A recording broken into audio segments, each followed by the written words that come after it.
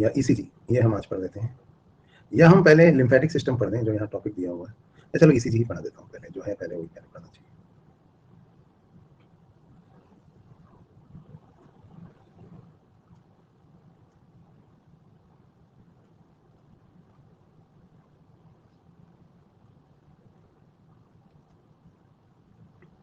Blood pressure के disorders नहीं हुए, वो भी करा देता हूँ।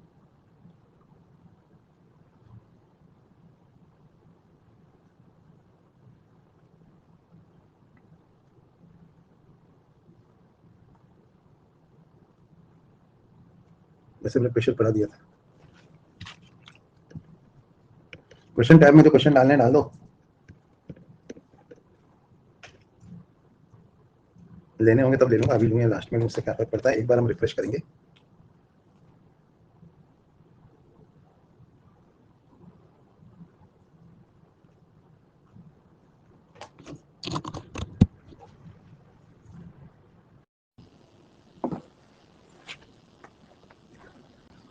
चलो भाई,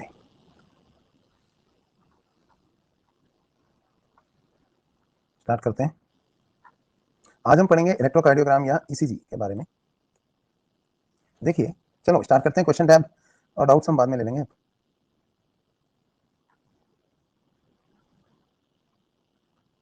एक बात और बताता हूँ तुम्हें, just a second.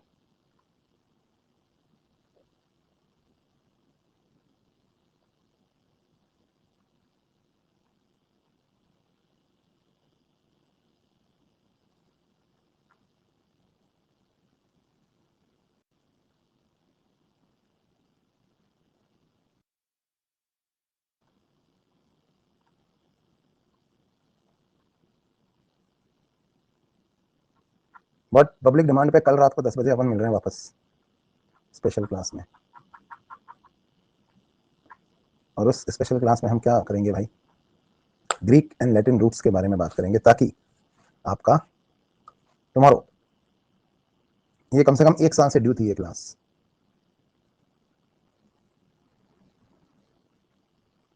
Greek and Latin roots in biology. तो ये है हमारी, देखो यहाँ पे मेरी फिंगर के नीचे दिख रही है आपको क्लास। मैं चाहता हूं कि आप लोग इसे अभी एनरोल कर लें। कल 2 घंटे में पूरा खत्म कर दूंगा।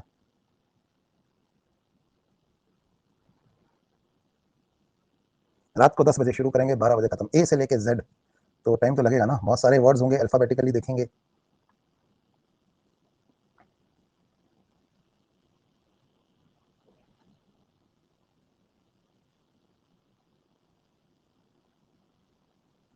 तो क्योंकि हमें ए से लेके जेड तक सारे वर्ड्स के बारे में पढ़ना है, तो टाइम तो लगेगा। तो ये है भाई कल की क्लास।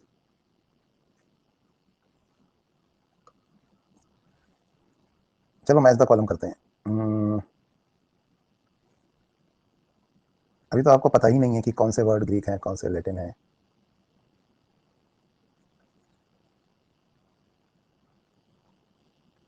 तो कल करेंगे इसको। वो नहीं मैच हो रहा, एक जानबूझ के ऐसा दिया। चलो,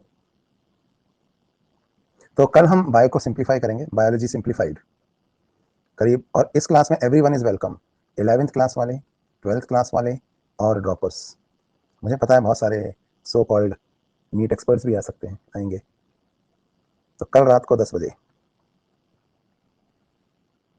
एक ही पार्ट में पूरी कर देंगे, 2 घंटे में कोशिश करेंगे एक ही पार्ट में पूरी हो जाए। नहीं हुई तो फिर 2 पार्ट में करेंगे, ए से लेकर जेड तक जितने भी वर्ड्स हमारे काम के हैं।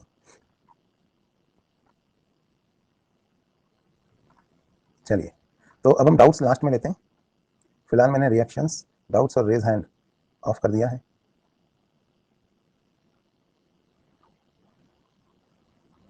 कल रात को 10 बजे। तो अब हम ना आज का टॉपिक स्टार्ट करते हैं, इलेक्ट्रोकार्डियोग्राम या ईसीजी। ये कर लिया आप सबने एनरोल? अभी करो एनरोल।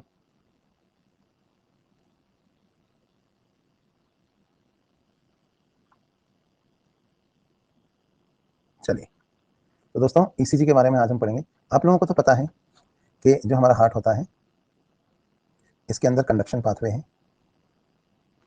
और जो कंडक्शन पाथवे हमारे हार्ट के अंदर है, उसमें जब इम्पल्स ट्रैवल करती है तो जैसे ऐसे नोड से ए बी नोड तक इंटरनोडल फाइबर्स के थ्रू आती है, फिर बंडल ऑफ हिज जहाँ से राइट वाली ब्रांच और बाद में फिर ये लेफ्ट वाली ब्रांच और फिर इनसे छोटे छोटे फाइबर्स, ये आपको पता है।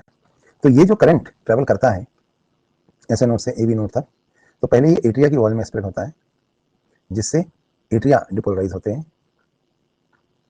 ठीक है। पढ़ लो भाई क्या हो गया। तो पहला जो इवेंट होता है ना वो होता है दोस्तों एट्रियल डिपोलराइजेशन, जिसकी वजह से एट्रिया में सिस्टोल होता है। पता है ना आपको, इंपल्स ऐसे नोड से एवी नोड तक आती है तो पहले एट्रिया डिपोलराइज होते हैं, फिर एवी नोड में 1/10 ऑफ सेकंड का डिले होता है, इसके बाद इंपल्स बंडल ऑफ हिज में पहुंचती है। डिसऑर्डर्स ऑफ ब्लड प्रेशर बाकी है ना, वो हम बाद में कर लेंगे, पहले हम ईसीजी खत्म कर लेते हैं, चिंता मत करो सारा पढ़ा दूंगा मैं। चलो, तो इंपल्स ऐसे नोड से एवी नोड तक जाती है तो पहले एट्रिया डिपोलराइज होते हैं, ठीक है। तो पहला इवेंट होता है एट्रियल डिपोलराइजेशन, फिर वेंट्रिकल्स में करंट जाता है, तो जो दूसरा इवेंट होता है वो होता है ventricular depolarization. Atrial depolarization, ventricular depolarization, फिर तीसरा इवेंट जो खत्म होता है वो होता है वेंट्रिकल का ही रिपोलराइजेशन,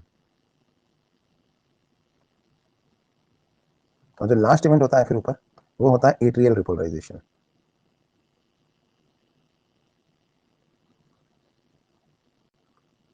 तो ये सीक्वेंस हो गया इवेंट्स का, atrial depolarization, ventricular depolarization, ventricular depolarization, atrial depolarization और बाद में वापस एट्रिया का ही डिपोलराइजेशन।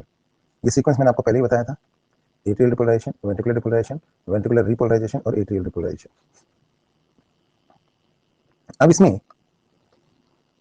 ये जो करंट हार्ट की दीवारों पर फैलता है, ये करंट हार्ट की दीवारों से लीक होकर पेरिकार्डियल फ्लूइड के थ्रू हमारी चेस्ट पर भी आकर स्प्रेड हो जाता है, ठीक है। जो करंट, अच्छा करंट जब कंडक्शन पाथवे में होता है तो ये कम होता है, फिर जब ये डिपोलराइजेशन का करंट मसल्स की वॉल पे फैल जाता है तो ये बहुत सारा हो जाता है, क्योंकि मसल तो बहुत सारी है ना, जितनी मसल उतना करंट, ज्यादा मसल फाइबर होंगे तो ज्यादा करंट होगा, ये तो कम थे मसल फाइबर, फिर करंट एम्पलीफाई हो जाता है काफी हद तक, और ये करंट हार्ट की दीवारों पर स्प्रेड होता है और यहाँ से पेरिकार्डियल फ्लूइड से लीक होकर ये हमारी चेस्ट की स्किन पे भी फैल जाता है, बॉडी सर्फेस पे भी। अगर इस करंट को हम किसी सेंसिटिव इलेक्ट्रोड से पिक कर ले, ये करंट इतना इतना नहीं होता है कि आप सोचें यार टेस्टर लगाओगे तो ऐसे बल्ब जल जाएगा, इतना नहीं होता ये मिली वोल्ट्स में होता है। तो अगर इस करंट को हम किसी बहुत ही सेंसिटिव इलेक्ट्रोड के साथ पिक कर लें और इसका एक वोल्टेज वर्सेस टाइम का ग्राफ बनाएं, तो इस ग्राफ को हम इलेक्ट्रोकार्डियोग्राम कहते हैं, इलेक्ट्रोकार्डियोग्राम, GRAM ग्राम, और जिस मशीन से ये ग्राफ बनता है उस मशीन का नाम होता है इलेक्ट्रोकार्डियोग्राफ मशीन, ठीक है। तो मैं यहाँ पर जैसे हम यहाँ पर एक ग्राफ बनाते हैं, मैं ऐसे ही बना देता हूँ,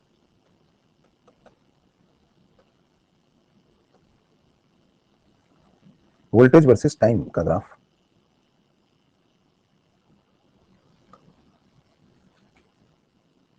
इस एक्सेस पे वोल्टेज है और इस वाली एक्सेस पे टाइम है।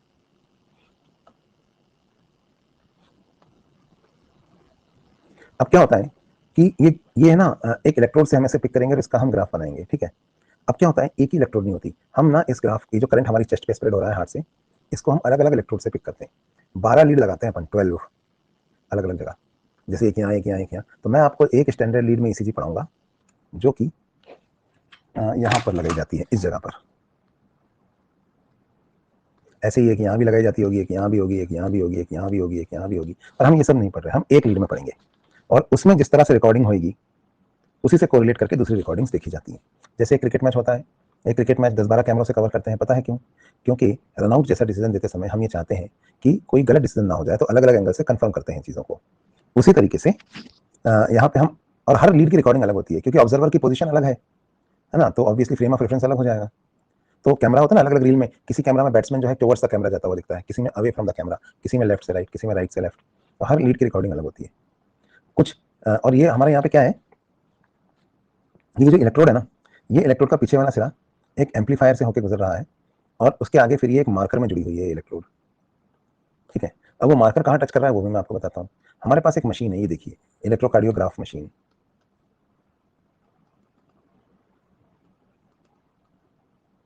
मशीन का नाम होता है इलेक्ट्रोकार्डियोग्राफ मशीन।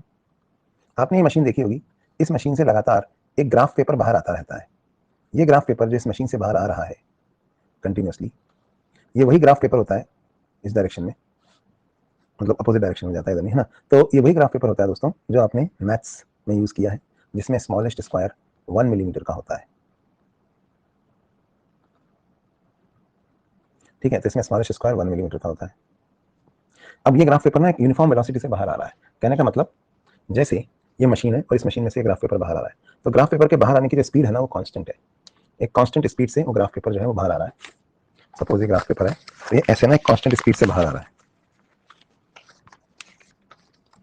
ये ग्राफ पेपर है तो ये ऐसे आ रहा है बाहर, इधर से देखिए ये वैसे। तो एक यूनिफॉर्म वेलोसिटी से ये पेपर बाहर आ रहा है। और पता है कितनी यूनिफॉर्म स्पीड से बाहर आ रहा है? 1 मिलीमीटर कागज 0.04 सेकंड में बाहर आ जाता है। मतलब इसका तो ये टाइम का स्केल हो गया, क्योंकि इस एक्सिस पे हम कह ले रहे हैं टाइम। तो टाइम के हिसाब से देखें तो 1 मिलीमीटर इज 0.04 सेकेंड्स। 1 मिलीमीटर कागज 0.04 सेकेंड्स में बाहर आ जाता है। तो मेरे को बताओ 1 सेकंड में कितना कागज बाहर आएगा? कितने मिलीमीटर कागज 1 सेकंड में बाहर आ जाएगा? 25 मिलीमीटर। समझ गया ना बात को? 25 मिलीमीटर कागज 1 मिनट में बाहर आ जाएगा। वेरी गुड, बहुत बढ़िया, समझ में आया आपको। ठीक है। इस एक्सिस पर हमने वोल्टेज लिया है जो कि मिली वोल्ट्स में। वोल्टेज की स्केल की जरूरत हमको नहीं है। बस इतना याद रखिए कि अगर मसल मास ज्यादा होगा तो वोल्टेज भी ज्यादा होगा। जितनी मसल होगी उतना करंट होगा, ज्यादा मसल होगी तो ज्यादा करंट होगा। और आपको अच्छे से पता है कि एट्रिया और वेंट्रिकल में किसमें मसल मास ज्यादा है? आंसर है एट्रिया में। तो ऑब्वियसली एट्रिया के कंपेरिजन में वेंट्रिकल का करंट ज्यादा प्रोड्यूस होगा, रिकॉर्डिंग भी उसकी ज्यादा होगी। अब वेंट्रिकलों को भी अगर कंपेयर करें, राइट वेंट्रिकल और लेफ्ट वेंट्रिकल को, तो राइट वेंट्रिकल जो है उसके कंपेरिजन में लेफ्ट वेंट्रिकल में ज्यादा मसल मास है। तो सबसे ज्यादा करंट जो है ना वो लेफ्ट वेंट्रिकल प्रोड्यूस करती है। और दूसरी बात पता है क्या है?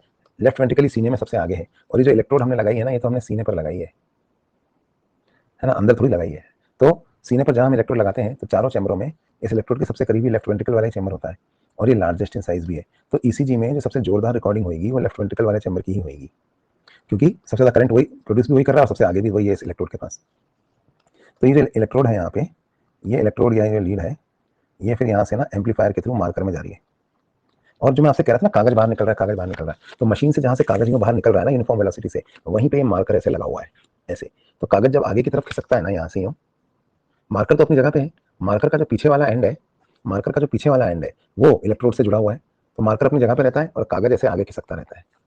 तो होता क्या है कि मार्कर से रगड़ खाते हुए कागज आगे खिसकता है ना, तो यहाँ पे ना कागज पे एक लाइन बनती चली जाती है ऐसे। अब इस मार्कर का पीछे वाला सिरा कहाँ जुड़ा हुआ है? इलेक्ट्रोड में, यहाँ, है ना। तो क्या होता है कि ड्यूरिंग अ कार्डियक साइकिल जब हार्ट की दीवारों पर करंट स्प्रेड होता है, तो कभी करंट टुवर्ड्स दिस लीड जाएगा, कभी current away from the lead जाएगा। ये बात समझ में आ रही है आपको? कभी करंट इस लीड की तरफ जाएगा और कभी करंट इस लीड से दूर जाएगा। तो whenever the current is travelling towards the lead, तो लीड इसे एक पॉजिटिव करंट की तरह रिकॉर्ड करेगी। जब भी करंट लीड की तरफ जाएगा तो लीड इसे एक पॉजिटिव करंट की तरह रिकॉर्ड करेगी, और जब भी करंट लीड से दूर जाएगा तो ये लीड इसे एक नेगेटिव करंट की तरह रिकॉर्ड करेगी। ठीक है। तो होता क्या है, क्योंकि लीड का पीछे वाला सिरा इस मार्कर में जुड़ा हुआ है, तो जब भी करंट लीड की तरफ आता है यानी पॉजिटिव करंट होता है, तो मार्कर जो है वो जो यहाँ पे मार्कर है वो ऐसे बेस लाइन से ऊपर उठता है। और जब भी करंट लीड से दूर जाता है तो वो ऐसे जाता है अवे फ्रॉम द लीड, तो ये एक नेगेटिव करंट की तरह रिकॉर्ड होता है। तो मार्कर जो है वो बेस लाइन से नीचे चला जाता है। तो कहने का मतलब ड्यूरिंग वन कार्डियक साइकिल कभी करंट लीड की तरफ जाएगा, कभी दूर जाएगा, है ना। तो मार्कर अपनी ही जगह पर ऐसे होता रहता है, देखिए ऊपर नीचे ऊपर नीचे ऊपर नीचे, कागज आगे खिसकता रहता है। तो मार्कर अगर अपनी जगह पे ऊपर नीचे होता रहेगा और कागज आगे खिसकता रहेगा, तो मार्कर से कागज पे कुछ लाइंस बनती जाएंगी, कुछ पॉजिटिव वेव बनेंगी और कुछ नेगेटिव वेव बनेंगी। जब करंट लीड की तरफ जा रहा है तो मार्कर ऊपर ऊपर की तरफ खिसकेगा ना, तो मार्कर से कागज पे देखिए एक ऐसे पॉजिटिव वेव बनेगी, यहाँ से पॉजिटिव वेव। और जब मार्कर बेसलाइन से नीचे जाएगा क्योंकि करंट लीड से दूर जा रहा है तो एक नेगेटिव वेव बनेगी ऐसे। तो कागज आगे खिसकता रहता है, मार्कर से कागज पे कुछ लाइंस बनती रहती हैं। इन लाइंस को हम इलेक्ट्रोकार्डियोग्राम बोलते हैं, GRAM, ग्राम। ठीक है। तो ये काफी इंपॉर्टेंट होता है इलेक्ट्रोकार्डियोग्राम, इसको हम समझेंगे। तो ये है। तो देखिए ये तो एक जनरल बात होगी। वेव्स कैसी बनती हैं इसके बारे में भी मैं आपको बता देता हूँ। बहुत सिंपल सी बात है कि जैसे पॉइंट ए से पॉइंट बी तक जब कोई करंट ट्रेवल करता है और जो ऑब्जर्वर है ओ वो यहाँ पर है पॉइंट बी पर, तो आप देख सकते हैं कि सारे time current is travelling towards the observer. इसमें क्या होता है, सारे टाइम करंट जो है वो it is travelling towards the observer. ठीक है। तो इसकी वजह से जो वेव बनेगी ना वो पता है कैसी बनेगी? Positive wave. ठीक है। लेकिन अगर ऑब्जर्वर की पोजीशन यहाँ है, यहाँ पॉइंट ए पर, तो सारे टाइम जो करंट है it is travelling away from the observer, away from the observer. तो इसकी वजह से जो वेव बनेगी वो बनेगी ऐसी, नेगेटिव। समझ में आई बात? और अगर ऑब्जर्वर यहाँ है दोस्तों, यहाँ इस वायर के सेंटर में, तो जब करंट पॉइंट ए से पॉइंट बी तक जा रहा है तो current is travelling towards the observer. पर ये है पॉइंट ओ पर, यहाँ है ऑब्जर्वर ना। But when the current is travelling from point O to point B, it is travelling away from the observer, ये ऑब्जर्वर से दूर जा रहा है। तो फिर मुझे जल्दी से बताओ इस बार वेव कैसी बनेगी? बाइफेजिक बनेगी, साइन वेव, क्योंकि जब ए से ओ तक जा रहा है तो पॉजिटिव बनेगी, पर ओ से बी जा रहा है तो नेगेटिव। समझ में आई बात? अगर आपको ये तीनों वेव समझ में आ गई हैं तो एक बार पोल में ट्रू बोलो। अगर आपको समझ में आ गया है ये तो पोल में ट्रू बोलिए। ये 5% कौन है जिनको ये भी नहीं समझ में आया? अबे तुम लोग क्या सोच के आए हो? क्यों पैदा हुए तुम इस दुनिया में? चलिए, तो अच्छा दूसरे दुनिया में पैदा हुए थे, यहाँ आए हैं, तो भैया ऐसा होता है हमारे यहाँ, तो ये बाइफेजिक वेव बनेगी। चलिए आगे बढ़ते हैं, और ये बातें आप समझ गए। अभी क्या होता है कि इलेक्ट्रोकार्डियोग्राम ही हम पढ़ रहे हैं। इंपल्स देखिए पहले ऐसे नोड से एबी नोड तक जाती है, हम इस लीड में देखेंगे, ठीक है। तो इंपल्स जब ऐसे नोड से एबी नोड तक जाती है तो जो करंट ऑफ डिपोलराइजेशन है, जो करंट ऑफ डिपोलराइजेशन है वो ऐसे ट्रेवल करता है, ये देखिए ऐसे। तो एट्रिया जो डिपोलराइज होते हैं, तो एट्रियल डिपोलराइजेशन का करंट ऐसे ट्रेवल करता है, यूं।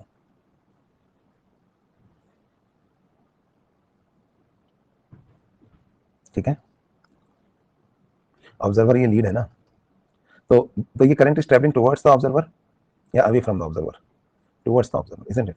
तो एट्रियल डिपोलराइजेशन जो पहला इवेंट है उसका करंट जो है it is travelling towards the lead.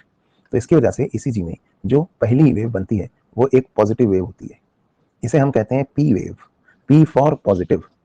And P wave कौन सा इवेंट डिनोट करती है? अगर हमसे पूछा जाए कि पी वेव कौन सा इवेंट डिनोट करती है, तो आंसर है P wave is for atrial depolarization. ठीक है, इसके बाद अब इंपल्स एवी नोड में पहुंचती है जहां 1/10 ऑफ ए सेकंड का डिले होता है, ये सपोज वो डिले है। अब इसके बाद जब इंपल्स बंडल ऑफ हिज में पहुंचती है, तो आपको याद नहीं होगा, मैंने बताया था कि बंडल ऑफ इसकी जो राइट वाली ब्रांच है वो पहले निकलती है और फिर जो है वो लेफ्ट वाली निकलती है। तो इसका मतलब इंपल्स पहले राइट वेंट्रिकल में जाती है ना, और राइट वेंट्रिकल का डिपोलराइजेशन शुरू करती है, फिर इंपल्स लेफ्ट वेंट्रिकल में भी चली जाती है और लेफ्ट वेंट्रिकल भी डिपोलराइज होने लगती है, यानी फिर दोनों वेंट्रिकल्स एक साथ डिपोलराइज होने लगती हैं। पर शुरू पता है पहले राइट वेंट्रिकल का डिपोलराइजेशन होता है, और राइट वेंट्रिकल की डीपोलराइजेशन का जो करंट है, this current is travelling away from the lead, देखिए क्योंकि ये तो ऐसे ट्रेवल कर रहा है, तो राइट वेंट्रिकल के डिपोलराइजेशन का जो करंट है वो ऐसे ट्रेवल करता है अवे फ्रॉम द लीड। तो ये एक नेगेटिव करंट है, इसलिए जो मार्कर है वो बेस लाइन से नीचे जाने लगता है और एक नेगेटिव वेव बनाने लगता है। इस नेगेटिव वेव को हम कहते हैं क्यू वेव। तो इस नेगेटिव वेव को हम कहते हैं क्यू वेव। पर इससे पहले कि ये मार्कर बेस लाइन से नीचे अपनी वास्तविक गहराई तक जा सके, जितना नीचे तक इसे जाना था, उससे पहले पता है क्या होता है? राइट वेंट्रिकल में करंट गया ना, लेफ्ट वेंट्रिकल में भी अब करंट जाने लगता है और लेफ्ट वेंट्रिकल भी अब डिपोलराइज होने लगती है, और लेफ्ट वेंट्रिकल के डिपोलराइजेशन का करंट जो है वो तो इस डायरेक्शन में ट्रेवल कर रहा है, यानी टुवर्ड्स द लीड। तो अब दोनों वेंट्रिकल्स डिपोलराइज हो रही हैं, राइट वेंट्रिकल भी हो रही है और लेफ्ट वेंट्रिकल भी हो रही है। राइट वेंट्रिकल का current away from the lead जा रहा है, लेफ्ट वेंट्रिकल का करंट टुवर्ड्स द लीड जा रहा है। तो होता क्या है कि ऑब्जर्वर तो यहाँ लगा, ये तो ये चाहता है कि मार्कर बेसलाइन से ऊपर जाए लेफ्ट वेंट्रिकल का करंट, और राइट वेंट्रिकल का उसे कहाँ लेके जा रहा था? बेसलाइन से नीचे। और ये जो ऑब्जर्वर है इलेक्ट्रोड, ये तो हार्ट की सरफेस पे लगी हुई है ना, तो ये तो इन दोनों का रिजल्टेंट रिकॉर्ड करेगी ना, लेफ्ट और राइट वेंट्रिकल का। और आप मुझे बताओ रिजल्टेंट किसके फेवर में होगा, राइट वेंट्रिकल के या लेफ्ट वेंट्रिकल के? लेफ्ट के फेवर में होगा। क्यों? क्योंकि लेफ्ट वेंट्रिकल का एक तो मसल मास बहुत ज़्यादा है और दूसरा वो इस लीड के ज़्यादा करीब है। तो इसलिए मार्कर जो कि बेस लाइन से नीचे जा रहा था, वो नीचे जाने की जगह अब ऊपर उठता है और एक पॉजिटिव वेव बनाता है। तो जो मार्कर बेस लाइन से नीचे जा रहा था, अब वो बेस लाइन से ऊपर उठता है और एक पॉजिटिव वेव बनाता है, जिसे कहा जाता है, क्या कहा जाता है बताइए? इसे कहा जाता है R wave. R for resultant. R for resultant, किसका resultant? Left ventricle minus right ventricle. नहीं आई बात समझ में? आर फॉर रिजल्टेंट है ना, left ventricle minus right ventricle, और ये जो करंट है वो कैसा होता है? पॉजिटिव, क्योंकि लेफ्ट वेंट्रिकल का मसल मास ज्यादा है। अब सुनिए, एट्रिया तो छोटी छोटी थी, एट्रिया की आगे वाली दीवारें और पीछे वाली दीवारें सब एक साथ डिपोलराइज हो जाती हैं। एट्रिया जो है ना, उसकी आगे और पीछे वाली दीवारें, सपोज ये हार्ट है, ठीक है, अब इसमें हार्ट वैसे इसमें ही बना हुआ है पर हम ऐसे देख लेते हैं। अब इसमें 4 चैम्बर है, right atrium, left atrium, right ventricle, left ventricle, ठीक है। तो right atrium, left atrium, right ventricle, left ventricle, तो एट्रिया तो छोटी छोटी हैं, तो इनकी तो आगे वाली दीवारें और पीछे वाली दीवारें एक साथ डिपोलराइज हो जाती हैं, आगे और पीछे वाली दीवारें एक साथ डिपोलराइज हो जाती हैं। और वेंट्रिकल जो है ना वो बहुत बड़ी बड़ी है, और वो ऐसे नहीं, ऐसे और ऐसे रखी हुई है, बताया था ना मैंने आपको, यूं अजीब तरीके से। तो वेंट्रिकल की आगे वाली दीवारें और ज्यादा मोटी हैं, तो वेंट्रिकल में जो करंट आता है ना, तो पहले वो ये जो हमारा जो न्यूरोमस्कुलर कंडक्शन पाथवे है, ये पहले आगे वाली दीवारों को डिपोलराइज करता है वेंट्रिकल्स की, ऐसे। फिर यहाँ से ये घूमकर वेंट्रिकल्स की पीछे वाली दीवारों में जाता है। तो करंट यूं जाता है। कहने का मतलब जो करंट यहाँ पे बन रहा है, देखिए एट्रिया तो यूं डिपोलराइज हुई, वेंट्रिकुलर डिपोलराइजेशन का करंट यूं जाता है, पहले आगे वाली दीवार पे, फिर यहाँ से घूमकर ऐसे पीछे वाली दीवार पे भी जाता है। वेंट्रिकल की दीवारें काफी बड़ी है ना, तो देखिए आर वेव बनी क्योंकि करंट यहाँ तक आ गया है। अब यहाँ से करंट घूम के पीछे वाली दीवार पे जाता है, तो जब ये करंट वेंट्रिकल के पीछे वाली दीवार पे जाता है तो ये अवे फ्रॉम द लीड जा रहा है या टुवर्ड्स द लीड जा रहा है, बताओ। अब ये फिर अवे फ्रॉम द लीड जा रहा है, तो इसकी वजह से मार्कर फिर बेस लाइन से नीचे आता है, और अब फिर से मार्कर एक बार यहाँ पे बेस लाइन से एक नीचे आता है और एक नेगेटिव वेव बनाता है। इस वेव को कहा जाता है एस वेव। ठीक है, तो मार्कर एक बार फिर बेसलाइन से नीचे आया और इसने एक नेगेटिव वेव बनाई जिसका नाम हमने रखा एस वेव। तो एस वेव जो है ना वो वेंट्रिकल की पीछे वाली दीवार के डिपोलराइजेशन के लिए है, और इसी के साथ इस वेव के साथ वेंट्रिकल का डिपोलराइजेशन पूरा हो गया। तो ये जो तीन वेव आपको दिख रही हैं क्यू वेव वो राइट वेंट्रिकल के डिपोलराइजेशन की वजह से बनी थी, आर वेव रिजल्टेंट है लेफ्ट माइनस राइट, और एस जो है वो पीछे वाली दीवार। ये जो तीन वेव है ना क्यू आर और एस, ठीक है, ये तीनों वेव्स के कॉम्प्लेक्स को कहा जाता है क्यू आर एस कॉम्प्लेक्स। और अगर क्वेश्चन आए कि क्यू आर एस कॉम्प्लेक्स कौन सा इवेंट डिनोट करता है, तो आंसर है वेंट्रिकुलर डिपोलराइजेशन। मैं आपको पहले ही बता चुका हूं कि जब डीपोलराइजेशन हो रहा होता है तो उस समय सिस्टोल होता है, और जब रीपोलराइजेशन हो रहा होता है उस वक्त डायस्टोल हो रहा होता है ना। तो यहाँ पे आप देख सकते हैं क्यू आर एस, ये तीन वेव्स का जो कॉम्प्लेक्स है, इस क्यू आर एस कॉम्प्लेक्स का फंक्शन क्या है? Q R S complex is for ventricular depolarization.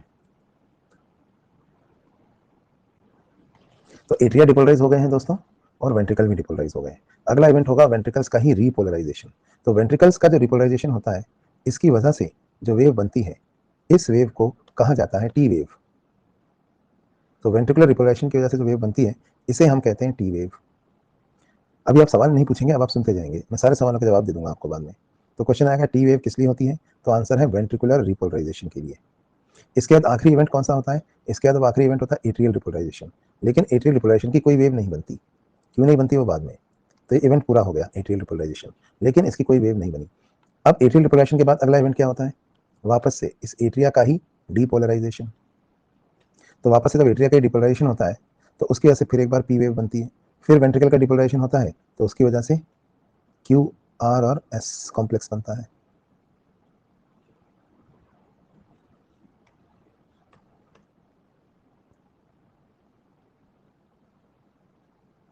तो पी वेव, उसके बाद वापस से क्यू आर एस कॉम्प्लेक्स, और फिर एक बार जब वेंट्रिकल का रिपोलराइजेशन हो रहा होता है तो उसकी वजह से बनती है फिर टी वेव। और उसके बाद एट्रिया का रिपोलराइजेशन होता है लेकिन उसकी कोई वेव नहीं बनती। उसके बाद वापस से एट्रिया का डीपोलराइजेशन होता है तो फिर से पी वेव बनती है। तो इस तरह से ये ईसीजी जो है वो चलता रहता है। तो यहाँ पे देखिए P Q R S T, फिर P Q R S T, है ना। तो पहले तो आपको याद रखना है कि पी वेव कौन से इवेंट के लिए होती है, तो आंसर है atrial depolarization. Q R S complex कौन से इवेंट के लिए होता है? Ventricular depolarisation. टी वेव कौन से इवेंट के लिए होती है? तो वेंट्रिकुलर डिपोलराइजेशन। और कौन सा इवेंट तो होता है लेकिन उसकी वेव नहीं आती, वो है एट्रियल डिपोलराइजेशन। तो इस तरह से इसी चलता रहता है। देखिए वहां नाम तो लिखे नहीं होते P Q R S T, है ना। तो यहाँ पे एक ईसीजी में अलग सा क्या दिख रहा है आपको? ये क्यू आर एस कॉम्प्लेक्स, ये अलग सा दिख रहा है आपको। तो अगर हम गिन लें कि एक मिनट में कितने क्यू आर एस कॉम्प्लेक्स बन रहे हैं, तो हमें पता चल जाएगा कि हार्ट रेट क्या चल रही है। हालांकि एक क्यू आर एस कॉम्प्लेक्स एक हार्ट बीट की ड्यूरेशन नहीं दिखाता है, एक हार्ट बीट में एक ही क्यू आर एस हो रहा है। एक हार्ट बीट की ड्यूरेशन तो एक पी से अगले पी तक होती है, देखिए यहाँ से यहाँ तक। और सोचिए अगर हार्ट रेट चल रही है 72 पर मिनट, सपोज अगर हार्ट रेट चल रही है 72 पर मिनट, तो मेरे को बताइए एक पी वेव से दूसरी पी वेव तक की ड्यूरेशन कितनी होगी? ये है कार्डियक साइकिल की ड्यूरेशन 0.8 सेकेंड्स। तो ये पीपी इंटरवल है। इसी तरह से आर आर इंटरवल कितनी होगी बताओ? दो एक जैसी आर वेव के बीच की, ये भी 0.8 होगी। टीटी इंटरवल ये भी 0.8। तो कोई भी दो एक ही नाम वाली वेव्स के बीच की जो इंटरवल होती है जैसे P wave Q R S T है ना, तो ये जो इंटरवल है ना, ये एक कार्डियक साइकिल की ड्यूरेशन दिखाती है। तो नॉर्मली जैसे आर आर इंटरवल या पीपी इंटरवल कितनी होती है? 0.8 सेकंड होती है।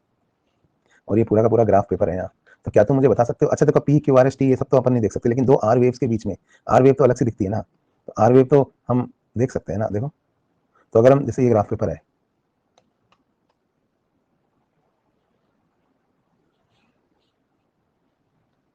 तो इस आर वेव से इस आर वेव के बीच में कितने स्क्वायर्स होने चाहिए? क्या लगता है आपको? दो आर वेव्स के बीच में कितने स्क्वायर्स होने चाहिए? कमाल की मैथ्स है, शानदार मैथ्स बच्चों की है। 0.8 सेकंड्स है ना, और एक स्क्वायर, बिल्कुल सही बोल रहे हो आप, एक स्क्वायर 1 मिलीमीटर का होता है, तो 1 मिलीमीटर 0.04 सेकंड्स। तो इसका मतलब 0.8 सेकंड में कितने स्क्वायर्स आ जाएंगे, या कितना मिलीमीटर डिस्टेंस होता होगा दो एक जैसी वेव्स के बीच में? 20 मिलीमीटर। तो सुन लीजिए कोई भी दो वेव के बीच में ईसीजी की 20 मिलीमीटर का डिस्टेंस होता है। अब सोचो अगर ये ज्यादा हो गया तो क्या हो रहा है, मैं समझाता हूँ। अब मैं ईसीजी के कुछ बेसिक इंटरप्रिटेशंस आपको बताता हूँ जो पूछे जा सकते हैं। क्या आप बता सकते हैं कि ईसीजी देख के कि हार्ट रेट क्या चल रही है? तो इसका फॉर्मूला होता है 1500/n। अगर आपको हार्ट रेट पर मिनट में निकालनी है, यहाँ पे n क्या है? Number of squares between two successive similar waves. कैसे आया, खुद ही सोचो कैसे आया है 1500/n। 1 मिलीमीटर कितना है? 0.04 सेकेंड है ना, तो 60 सेकेंड्स में कितने मिलीमीटर होंगे बताओ? कितने, मतलब 60 सेकेंड्स को आप कैसे देखोगे? 1500 इतने मिलीमीटर डिस्टेंस होगा? नहीं होगा। तो 1500/n is the heart rate पर मिनट। समझ में आई बात? अब तो बताओ n कितना था हमारे केस में? नॉर्मली n कितना होता है? 20। तो लगा लो फिर 1500/20 कितना आया? 75। ये है हमारी हार्ट रेट, यही तो होती है। 75 पर मिनट ही तो होती है ना हार्ट रेट।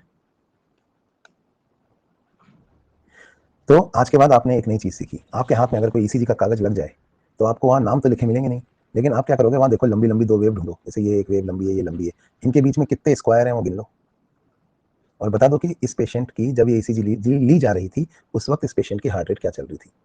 क्या आप नहीं बता सकते? ये देखो आपने अभी भी ईसीजी देखना सीखना शुरू कर दिया है, आपको मजा आने लगेगा। अरे वाह। और तो और आप ये भी बता सकते हो कि पेशेंट को टैकीकार्डिया चल रहा था या ब्रेडिकार्डिया। सोचो कैसे। सोचो अगर आर आर इंटरवल इंक्रीज हो गई है, यानी कि ये जो यहाँ पे ये जो डिस्टेंस है, ये यहाँ पे नंबर ऑफ स्क्वायर 20 से ज्यादा हो गए हैं, तो क्या हो रहा है, टैकीकार्डिया या ब्रेडिकार्डिया?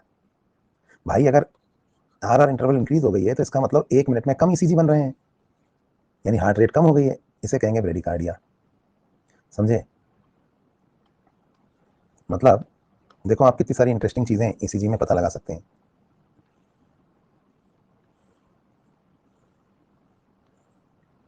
अब सपोज किसी आदमी का जो ईसीजी है, अगर हम एक नॉर्मल ईसीजी की बात करें, ये सपोज एक नॉर्मल ईसीजी है, P wave, Q R S और टी, है ना। तो ये तो है नॉर्मल। फिर से देखिए, P wave, Q R S और टी। और एक दूसरा आदमी है, उसका ईसीजी ऐसे आ रहा है, ये देखिए, P wave, Q R S T, P wave, Q R S T. ये जो डिस्टेंस है ये इंक्रीज हो गया, देखिए। और एक तीसरा ईसीजी है वो ऐसे आ रहा है, ये देखो आप, P wave, Q R S T, P wave, Q R S T, P wave, Q R S T. तो इस डिस्टेंस को देखो आप, जो नॉर्मली इतना था वो अगर इतना हो गया है और यहाँ पे वो कम रह गया है, तो ये वाला केस क्या है, ये है ब्रेडिकार्डिया। और ये देखो ये क्या हो रहा है, ये हो रहा है टैकीकार्डिया। क्यों? क्योंकि ईसीजी जल्दी जल्दी बन रहे हैं। और आप नंबर ऑफ स्क्वायर्स गिन सकते हो, 20 से ज्यादा हो रहे हैं तो हार्ट रेट कम हो जाएगी 75 से, और 20 से कम है तो 1500/n है ना फॉर्मूला। तो हम लोग टैकीकार्डिया और ब्रेडिकार्डिया पता लगाना सीख गए 2 मिनट में, है ना। मैं सिर्फ आपको एक झलक दे रहा हूँ कि ईसीजी से कितना पता चल सकता है, वाइड हो गया, नैरो हो गया। तो भाई ऐसे ही ना, ये एक लीड का ईसीजी है मेरा भाई, ये यहाँ वाली लीड का। अगर मैं आपसे कहूँ कि एक और लीड है जो इसके ज्योमेट्रिकली अपोजिट पॉइंट पे लगी हुई है, यहाँ ध्यान से देखिए, यहाँ 180 डिग्री पर, तो तुम्हें पता है इस वाली लीड का ईसीजी कैसा आएगा? पी वेव, ये देखिए इसका ईसीजी ऐसा आएगा, P wave, Q R S और टी। ये भी एक नॉर्मल ईसीजी है, किसी के समझ में आ रहा है क्या? ये भी एक नॉर्मल ईसीजी है। मिरर इमेज बन गई, हर चीज उल्टी हो रही है, क्योंकि ये इसके 180 डिग्री पर लगा हुआ है ना, बिल्कुल अपोजिट पॉइंट पे। तो ये भी एक नॉर्मल ईसीजी है। तो ऐसे ना अलग अलग जगह ईसीजी लगता है। दूसरा वाला ईसीजी मैंने आपको बताया यहाँ वाला है, ये मैं नहीं पढ़ाऊंगा आपको, और याद रखिए ये भी एक नॉर्मल ईसीजी है।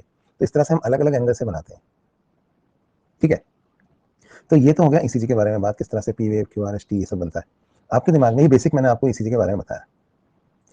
आपके दिमाग में कुछ सवाल हो रहे होंगे, मैं उनके जवाब देता हूँ। पहला सवाल कि सर एट्रियल रिपोर्टेशन होता तो है लेकिन उसकी वेव नहीं नजर आती। क्यों जी सर, वेव क्यों नहीं नजर आती एट्रियल रिपोर्टेशन की? अगर होता है एट्रियल रिपोर्टेशन तो आनी चाहिए ना, फिर उसकी वेव क्यों नहीं आती? मैं समझाता हूँ। देखो क्या होता है, जैसे ना मेरे यहाँ पे इधर एक हाथी खड़ा है और 1000 डेसिबल पे चिंघाड़ रहा है, मेरे इधर एक कुत्ता खड़ा है और वो 10 डेसिबल पे भौंक रहा है, मेरे को दोनों की आवाज आ रही है। लेकिन अगर मैंने दोनों को आधा किलोमीटर दूर भेज दिया। अब आधा किलोमीटर दूर से हाथी भी चिंगाड़ रहा है और कुत्ता भी भौंक रहा है, लेकिन पता है मैं दूर से रिकॉर्ड कर रहा हूँ ना, तो हाथी भी चिंगाड़ रहा है, कुत्ता भी भौंक रहा है, दोनों काम हो रहे हैं, लेकिन मेरे को ना सिर्फ हाथी की आवाज़ आ रही है। कुत्ते के भौंकने की आवाज़ हाथी के चिंगाड़ने की आवाज़ में दब गई। अगर हाथी नहीं चिंगाड़ रहा होता तो दूर से कुत्ते के भौंकने की भी थोड़ी थोड़ी आवाज़ आती, लेकिन वो दब गई क्योंकि जिस वक्त कुत्ता भौंक रहा था उसी वक्त हाथी चिंगाड़ रहा था, इसलिए मैं उसे रिकॉर्ड नहीं कर पाया। हालांकि इवेंट हुआ है, कुत्ता भौंका है, लेकिन मैं उसको रिकॉर्ड नहीं करा पाया क्योंकि उस वक्त उससे बड़ा इवेंट हो रहा था जिसको मैं रिकॉर्ड कर रहा था। Did you get my point? अब आप मेरी बात समझिए। आपको तो पता है कार्डियक साइकिल में जैसे हम बात करें वेंट्रिकल्स की, तो वेंट्रिकुलर सिस्टोल की ड्यूरेशन क्या होती है? 0.3 सेकंड्स। वेंट्रिकुलर डायस्टोल की 0.5। एट्रियल सिस्टोल और एट्रियल डायस्टोल के बारे में बात करते हैं, तो एट्रियल सिस्टोल होता है 0.1 सेकंड्स, जबकि एट्रियल डायस्टोल होता है 0.7 सेकंड्स। ठीक है, सिस्टोल के समय क्या हो रहा था बोलो? डीपोलराइजेशन। और डायस्टोल के समय क्या हो रहा होता है? रीपोलराइजेशन। तो दोस्तों यहाँ देखिए, ये जो मैंने आपको यहाँ ईसीजी बनाया है, इसमें इस पी वेव से इस पी वेव तक की इस ड्यूरेशन को देखिए आप। ये जो ड्यूरेशन आपको यहाँ दिख रही है, ये 0.8 सेकंड्स की ड्यूरेशन है ना। इस 0.8 सेकंड्स में दो इवेंट होंगे, एट्रिया का डीपोलराइजेशन जो एट्रियल सिस्टोल को डिनोट करता है, और फिर एट्रिया का रीपोलराइजेशन, क्योंकि एट्रियल सिस्टोल होती है 0.1 सेकंड्स की और एट्रियल डायस्टोल होती है 0.7 सेकंड्स की। बोलो होती है कि नहीं होती? तो आप देखिए सिस्टोल और डायस्टोल, तो क्या होता है कि जो समझ में आ रहा हो तो अच्छा, नहीं आ रहा तो उससे भी अच्छा। नॉर्मल डफर बच्चों के लिए इसी वहीं खत्म हो गया जहाँ मैंने पढ़ा दिया। अब ये आगे की बात सब समझने के लिए, ये सिस्टोल है और उसके बाद ये 0.7 सेकंड डायस्टोल है, फिर 0.1 सेकंड सिस्टोल और 0.7 सेकंड डायस्टोल। तो एट्रिया जो है ना वो 0.7 सेकंड डायस्टोल करते हैं, यानी एट्रियल रिपोलराइजेशन। ये सीक्वेंस ऑफ इवेंट जो यहाँ लिखा हुआ है, ये इस बेसिस पे नहीं लिखा है कि कौन सा इवेंट कब शुरू होता है, ये उस बेसिस पे लिखा है कि कौन सा इवेंट कब खत्म होता है। तो देखिए एट्रियल सिस्टोल के बाद, ये एट्रियल डिपोलराइजेशन के बाद यहाँ अगले 0.7 सेकंड एट्रिया का रिपोलराइजेशन हो रहा है। तो 0.1 सेकंड एट्रियल डिपोलराइजेशन के बाद अगले 0.7 सेकंड एट्रिया का रिपोलराइजेशन हो रहा है। पर इन 0.7 सेकंड में जब एट्रिया डायस्टोल कर रही है और रिपोलराइज हो रही है, इसकी वेव हमें क्यों नहीं मिल रही? क्योंकि इस समय इससे बड़ा इवेंट हो रहा है। कौन सा इवेंट? वेंट्रिकुलर डिपोलराइजेशन और वेंट्रिकुलर रिपोलराइजेशन। तो उस बड़े इवेंट में ये छोटा इवेंट, जो इवेंट तो हुआ लेकिन हम उसको रिकॉर्ड नहीं कर पाए। समझ में आई बात? तो इवेंट तो हुआ लेकिन हम उसको रिकॉर्ड नहीं कर पाए क्योंकि एट्रियल रिपोलराइजेशन 0.7 सेकंड होता है, तभी तो वापस डिपोलराइजेशन शुरू होगा। एट्रियल रिपोलराइजेशन, फिर देखो वापस एट्रियल रिपोलराइजेशन। तो ये एट्रिया का जो डिपोलराइजेशन है 0.7 सेकंड होता है। तो एट्रियल रिपोलराइजेशन होता जरूर है लेकिन हम रिकॉर्ड नहीं कर पाते। रीजन क्या है कि भाई उस वक्त उससे बड़ा इवेंट हो रहा है, वेंट्रिकुलर डिपोलराइजेशन और वेंट्रिकुलर रिपोलराइजेशन, इसलिए ये घटना होती तो है लेकिन इसकी वेव नजर नहीं आती। अभी मेरे को देखो समझ में आ गया तो अच्छा है, नहीं आया तो उससे भी अच्छा है, पर मैं जस्ट जानना चाहता हूँ कि आप में से कितनों को समझ में आया। तो जिनके समझ में आया है सिर्फ वही ट्रू बोलेंगे और बाकी फॉल्स बोलेंगे, जिनको नहीं समझ में आया वो फॉल्स। बहुत अच्छा लगा देख के कि 93% से भी ज्यादा बच्चों ने ऐसा कहा कि उनको समझ में आया। जिनको नहीं आया उन्हें घबराने की जरूरत नहीं है, ये मैंने आपको बताया खाली एट्रियल डिपोलराइजेशन और रिपोलराइजेशन, ठीक है। तो इसलिए इसकी घटना होती तो है लेकिन इसकी वेव नहीं आती। अभी कुछ लोग जो बहुत ही होशियार होंगे और ज्यादा दिमाग लगाएंगे वो कहेंगे सर जी ईसीजी तो आ गया समझ में, ये टैकीकार्डिया ब्रेडीकार्डिया भी बड़े मस्त समझ में आए। लेकिन सर एक बात बता दो आप, ये नीट में नहीं आएगी, पहले बता दो कि सर आपने कहा कि जब करंट लीड की तरफ जाता है तो पॉजिटिव वेव होती है, जब अवे फ्रॉम द लीड जाता है तो नेगेटिव वेव होती है। तो सर जब ये वेंट्रिकुलर रिपोलराइजेशन का इवेंट हो रहा है ना, इस वक्त जो है इसमें टी वेव बनती है और वेंट्रिकुलर रिपोलराइजेशन तो अवे फ्रॉम द लीड होता है सर, ऐसे। तो ये जो टी वेव आपने बनाई है वेंट्रिकुलर रिपोलराइजेशन की वेव, इस वेव को आपने पॉजिटिव क्यों बनाया? ये तो नेगेटिव होनी चाहिए थी ऐसी, क्योंकि करंट तो अवे फ्रॉम द लीड जा रहा है।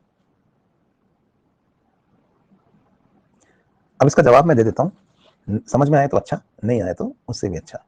आप कहेंगे सर जी ये जो ईसीजी की टी वेव है ये उल्टी होनी चाहिए थी, क्योंकि ये ऐसी क्यों है? ये ऐसी होनी चाहिए थी क्योंकि इसमें तो current away from the lead जा रहा है। तो देखिए मैं आपको एक बात समझाता हूँ, डीपोलराइजेशन और रिपोलराइजेशन, आप इन दोनों घटनाओं को समझिए। सपोज ये मेम्ब्रेन है, ये आउट है और ये इन है, ठीक है, ये आउट है और ये इन है। अब डीपोलराइजेशन के समय क्या होता है और रिपोलराइजेशन के समय क्या होता है? डीपोलराइजेशन के समय सपोज बाहर पॉजिटिव चार्ज ज्यादा है और अंदर नेगेटिव चार्ज ज्यादा है, तो डीपोलराइजेशन के समय पॉजिटिव चार्ज बाहर से अंदर आता है, आउट से इन। बट जो रिपोलराइजेशन होता है ना, उसमें क्या होता है कि charge, flow of charge opposite होता है, वो अंदर से बाहर जा रहा है ना। तो अगर डीपोलराइजेशन और रिपोलराइजेशन, डीपोलराइजेशन के करंट में चार्ज बाहर से अंदर आ रहा है और इसे हम एक पॉजिटिव करंट मानते हैं, तो रिपोलराइजेशन के करंट में तो फ्लो ऑफ चार्ज अपोजिट है ना, तो इसको हमें क्या मानना पड़ेगा, नेगेटिव करंट। समझ में आई बात। तो डिपोलराइजेशन का करंट एक पॉजिटिव करंट होता है, रिपोलराइजेशन का करंट एक नेगेटिव करंट होता है, ठीक है। Now listen very carefully, when a positive current, if a positive current traveling in a positive direction yani towards the lead, if a positive current traveling in a positive direction gives a positive deflection, then a negative current traveling in a negative direction will also give positive deflection। नहीं आया समझ में। Positive current positive side में जाएगा तो positive देगा, लेकिन negative current negative side में जाएगा तो क्या होगा, डिफ्लेक्शन तो पॉजिटिव हो जाएगा ना। इसके अभी भी नहीं समझ में आ रहा, वो ऐसे समझे कि भैया अगर डीपोलराइजेशन का करंट पॉइंट ए से पॉइंट बी तक जाता था और ये एक पॉजिटिव करंट था और इसकी वजह से एक पॉजिटिव वेव बनती थी, तो अगर रीपोलराइजेशन का करंट भी पॉइंट ए से पॉइंट बी तक जाएगा तो ये एक नेगेटिव करंट होगा, तो इसकी वेव बननी चाहिए नेगेटिव। लेकिन दिक्कत क्या है कि रीपोलराइजेशन का करंट ए से बी नहीं, ये बी से ए जाता है, तो ये वेव जो उल्टी होनी चाहिए थी ये वापस सीधी हो जाती है। रिलैक्स, अगर नहीं समझ में आया तो और भी अच्छी बात है, और आ गया तो आपकी किस्मत। अब ईमानदारी से बताओ कितने लोगों के समझ में आया, समझ में आया तो अच्छा, नहीं आया तो उससे भी अच्छा, आया तो ट्रू बोलना। तो भाई 12% लोग, घबराने की जरूरत नहीं है, मैं तो सिर्फ एक बातें समझाना चाह रहा हूँ, घबराना नहीं है, हिम्मत रखनी है, इमोशंस रखने। इस करंट को आपके सपोर्ट की बहुत जरूरत है, इसने हमेशा आपको सपोर्ट किया है, रोना मत। चलिए, तो जैसा मैं यहाँ पे कह रहा था, अभी नहीं समझ में आया कोई बात नहीं, आप इतना याद रख लो कि पी वेव किस लिए होती है, क्यू आर एस किस लिए होती है और टी किस लिए होती है, ठीक है, इसमें आपका काम चल जाएगा। लेकिन यहाँ पे ना ईसीजी इंटरेस्टिंग हो चला है, मैं बहुत सी बातें आपको बता सकता हूँ ईसीजी के बारे में। ये क्वेश्चन सही था यार अनीश का, सर इलेक्ट्रोड को कैसे पता चलता है कि करंट रिपोलराइजेशन का है, वो बोलता है ना करंट उसको कि मैं तो सब रिपोलराइजेशन का करंट हूँ। अच्छा अच्छा ऐसा है क्या, अरे मूर्ख, फ्लो ऑफ चार्ज अपोजिट है ना उसमें। अरे वो नेगेटिव करंट है क्योंकि flow of charge he opposite है उसमें और अपोजिट डायरेक्शन में हो रहा है। चलो भाई, तो ये हमने ना ईसीजी के बारे में कुछ बेसिक बातें पढ़ी, ईसीजी नैरो हो जाता है तो क्या हो जाता है, वाइड हो जाता है तो क्या होता है। यहाँ पर आपका नीट के लिए जो ईसीजी था वो पूरा हो गया, लेकिन भाई फिर भी ना कुछ क्वेश्चन ऐसे हैं जो नीट में आए हुए हैं और वो इससे सॉल्व नहीं होते ईसीजी के। 2019 का एक क्वेश्चन बता देता हूँ, तो मैं ना अब लेवल बढ़ाने वाला हूँ, तो अगर आप चाहें तो आप क्लास छोड़ सकते हैं या आप अपने कान बंद करके सुने, क्योंकि मैं कुछ और बातें भी बताना चाहता हूँ यहाँ पे। तो ईसीजी का एक बेसिक ईसीजी मैंने आपको समझा दिया है। अगर आप बताओ बढ़ाना है कि नहीं बढ़ाना, नहीं बढ़ाना तो अपन खत्म कर सकते हैं, आप चाहते हो बढ़ाओ तो ट्रू बोलना और चाहते हो यही खत्म कर दो तो फॉल्स, जो भी है बता दो। तो 10% बच्चे चाहे तो थोड़ी देर सो सकते हैं। चलिए,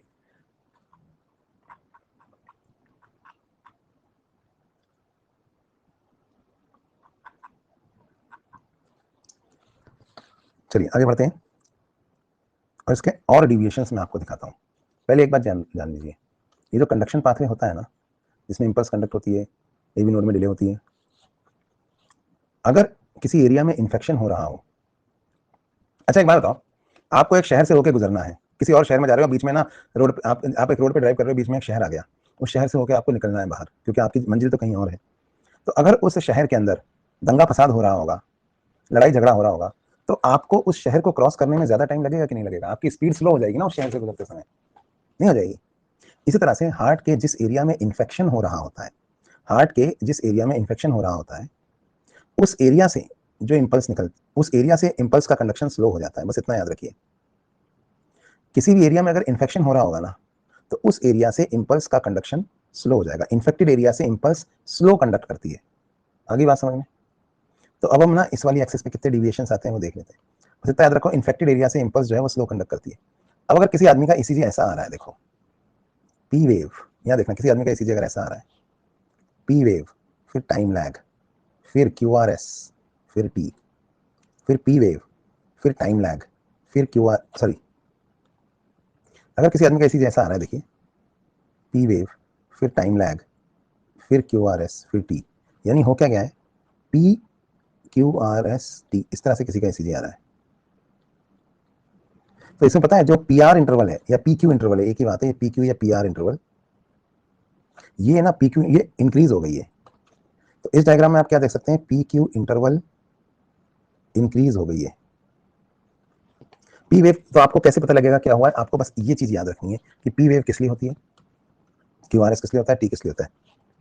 पी क्यू इंटरवल मतलब पी वेव के बाद क्यू वेव का स्टार्टिंग पॉइंट, यानी पी क्यू इंटरवल क्या है, time interval between atrial depolarization and ventricular start of ventricular depolarization. ये बात समझ लें, एट्रियल डिपोलराइजेशन के बाद कितनी देर में वेंट्रिकुलर डिपोलराइजेशन स्टार्ट होगा, उनके बीच की जो टाइम इंटरवल है वो पीक्यू इंटरवल है। Time interval between atrial depolarization and start of ventricular depolarization, इसको हम पीक्यू इंटरवल कहते हैं। और अगर किसी की पीक्यू इंटरवल नॉर्मल से ज्यादा हो गई है, इसका मतलब एट्रियल डिपोलराइजेशन के बाद वेंट्रिकुलर डिपोलराइजेशन देर से हो रहा है, एट्रियल डिपोलराइजेशन के बाद वेंट्रिकुलर डिपोलराइजेशन देर से हो रहा है। Infection must be in the AV node, AV node के आसपास का एरिया इन्फेक्टेड होगा। जो एट्रियोवेंट्रिकुलर सेप्टम होता है इस एरिया में है इन्फेक्शन। तो अगर पी क्यू इंटरवल बढ़ जाती है तो इसका मतलब एवी नोड वाले एरिया का इन्फ्लेमेशन हो रखा है। So P Q interval increase होने का मतलब क्या है, inflammation in AV node area, यही बात समझ में। इसी तरह से अगर किसी आदमी का ईसीजी ऐसा आ रहा है, देखिए पी वेव भी ज्यादा टाइम लगा रही है, फिर क्यू आर एस नॉर्मल है, टी नॉर्मल है, फिर पी वेव ज्यादा टाइम लगा रही है, फिर क्यू आर एस नॉर्मल है, टी नॉर्मल है, यानी जो पी वेव है वो ज्यादा समय लगा रही है। इस एक्सिस पे क्या है बताइए, इस एक्सिस पे टाइम है ना। पी वेव अगर ज्यादा समय लगा रही है तो मतलब एट्रिया का डिपोलराइजेशन स्लो हो रहा है, और अगर एट्रिया का डिपोलराइजेशन स्लो हो रहा है तो इसका मतलब इन्फेक्शन कहाँ है बताइए, इन्फेक्शन है यहाँ इंटरनोडल फाइबर्स में या एस नोड के आसपास, इस एरिया में है इन्फेक्शन, एट्रिया में। इन्फेक्शन इज इन एट्रिया, समझ में आ रही है बात, क्योंकि एट्रियल डिपोलराइजेशन स्लो हो रहा है। किसी आदमी का इसी जैसे आ रहा है, पी वेव नॉर्मल है, क्यू आर एस वाइड हो गया है, और फिर टी वेव नॉर्मल है, यानी कि Q R S complex wide हो गया है, तो इसका मतलब वेंट्रिकुलर डिपोलराइजेशन स्लो हो रहा है। समझे बात को, वेंट्रिकुलर डिपोलराइजेशन यानी कि वेंट्रिकुलर एरिया में इन्फेक्शन है, तो इन्फेक्शन किस एरिया में हम पता लगा सकते हैं, समझ में आई बात। अच्छा, दूसरी बात, डीपोलराइजेशन और रिपोलराइजेशन। भाई डीपोलराइजेशन और रिपोलराइजेशन दो इवेंट होते हैं। अब इसमें एक बात और समझिए, डीपोलराइजेशन मतलब होता है जैसे कपड़े उतारना, रिपोलराइजेशन मतलब नए कपड़े पहनना। आप इसको समझिए, पुराने कपड़े उतारना मतलब डिपोलराइजेशन, नए कपड़े पहनना मतलब रिपोलराइजेशन। अब मुझे एक बात बताइए, अगर गरीबी है, मुफलिसी है, कंगाली है, तो कपड़े उतर जल्दी जाते हैं या नए कपड़े जल्दी पहन लेते हैं आप। बहुत सिंपल सी बात है कि अगर गरीबी है तो कपड़े उतर तो जल्दी जाएंगे, लेकिन नए कपड़े इतनी आसानी से नहीं पहन पाओगे आप, है ना। इसी तरह से जब ऑक्सीजन की कमी हो जाती है ना, जब ऑक्सीजन की कमी हो जाती है ना, तो डीपोलराइजेशन से ज्यादा रीपोलराइजेशन पर असर पड़ता है। समझ में आई बात, डीपोलराइजेशन तो एक बार फिर भी हो जाएगा, लेकिन क्या नहीं होगा, रीपोलराइजेशन आसानी से नहीं होगा। तो आप पूछेंगे उससे क्या होगा सर, ये देखिए सपोज ये हमारा हार्ट है, और मैं आपसे कह रहा हूं कि एक बार को डीपोलराइजेशन तो हो जाएगा, लेकिन रीपोलराइजेशन इतनी आसानी से नहीं होगा।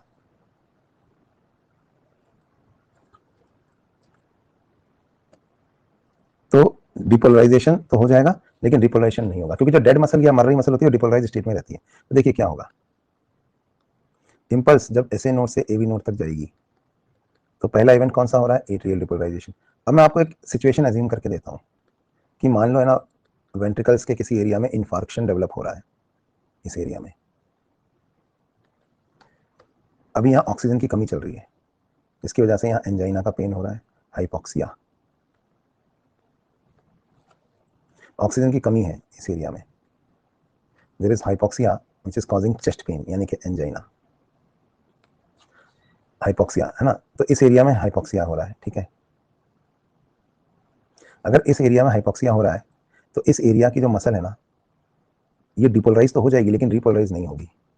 तो देखिए डीपोलराइजेशन इस डायरेक्शन में होता है ना, ये तो हो जाएगा, लेकिन इसका क्या नहीं होगा बोलिए, रीपोलराइजेशन नहीं होगा। तो इसका ईसीजी पर क्या असर पड़ेगा, देखिए पी वेव तो नॉर्मल बनेगी, वो तो एट्रियल डिपोलराइजेशन की वेव है। क्यूआरएस भी नॉर्मल बनेगा, क्योंकि क्यूआरएस किस लिए है, वेंट्रिकुलर डिपोलराइजेशन की वेव है। तो वेंट्रिकुलर डिपोलराइजेशन तो हो जाएगा दोस्तों, लेकिन वेंट्रिकुलर रिपोलराइजेशन की वेव कौन सी होती है बताइए, टी वेव। तो टी वेव में टाइम ज्यादा लगेगा, वो फ्लैट हो जाएगी। वेंट्रिकुलर रिपोलराइजेशन की वेव यानी टी वेव या तो फ्लैट हो जाएगी या उल्टी भी हो सकती है, मतलब और भी फ्लैट हो जाएगी, नीचे आ जाएगी। तो उल्टी इसलिए आ जाएगी क्योंकि दूसरे जो करंट्स है ना वो उसको नीचे ले आएंगे, जो अपोजिट डायरेक्शन में जा रहे हैं, जो अब तक नहीं दिखाई दे रहे थे, याद करो वो एट्रियल डिपोलराइजेशन वाले करंट। तो this is known as flattening of T wave. तो आप देखिए टी वेव जो है ना फ्लैट हो गई है, टी वेव फ्लैट हो गई है, ऐसे ऐसे थी ना टी वेव, ऐसे होने की जगह बैठ गई है नीचे। तो फ्लैटनिंग ऑफ टी वेव पता है क्या दिखाता है? कार्डियक मसल हाइपोक्सिया, ऑक्सीजन कम मिल रही है उसको, क्योंकि ऑक्सीजन गरीबी, जब ऑक्सीजन की कमी होती है तो डिपोलराइजेशन तो फिर भी हो जाता है, लेकिन क्या नहीं होता, रिपोलराइजेशन इफेक्ट हो जाता है। तो डिपोलराइजेशन नॉर्मल है पर रिपोलराइजेशन इफेक्ट हो गया। तो टी वेव अगर फ्लैट होने लगती है तो इसका मतलब वेंट्रिकल के अंदर क्या प्रॉब्लम आ रही है, ऑक्सीजन की कमी आ रही है। तो इसे कहते हैं फ्लैटनिंग ऑफ टी वेव। ठीक है, तो ऐसे बहुत सारी चीजें हैं। तो ये तो मैंने आपको यहाँ पे बताया कि किस तरीके से इस एक्सिस पे डिविएशंस होते हैं, इस वाली पे हॉरिजॉन्टल। ऐसे ही ये जो दूसरी है वर्टिकल एक्सिस, इस पे तो और भी मस्त डिविएशंस होते हैं, तो वो मैं आपको बताता हूँ एक बार फिर। तो एक बार फिर हम यहाँ पे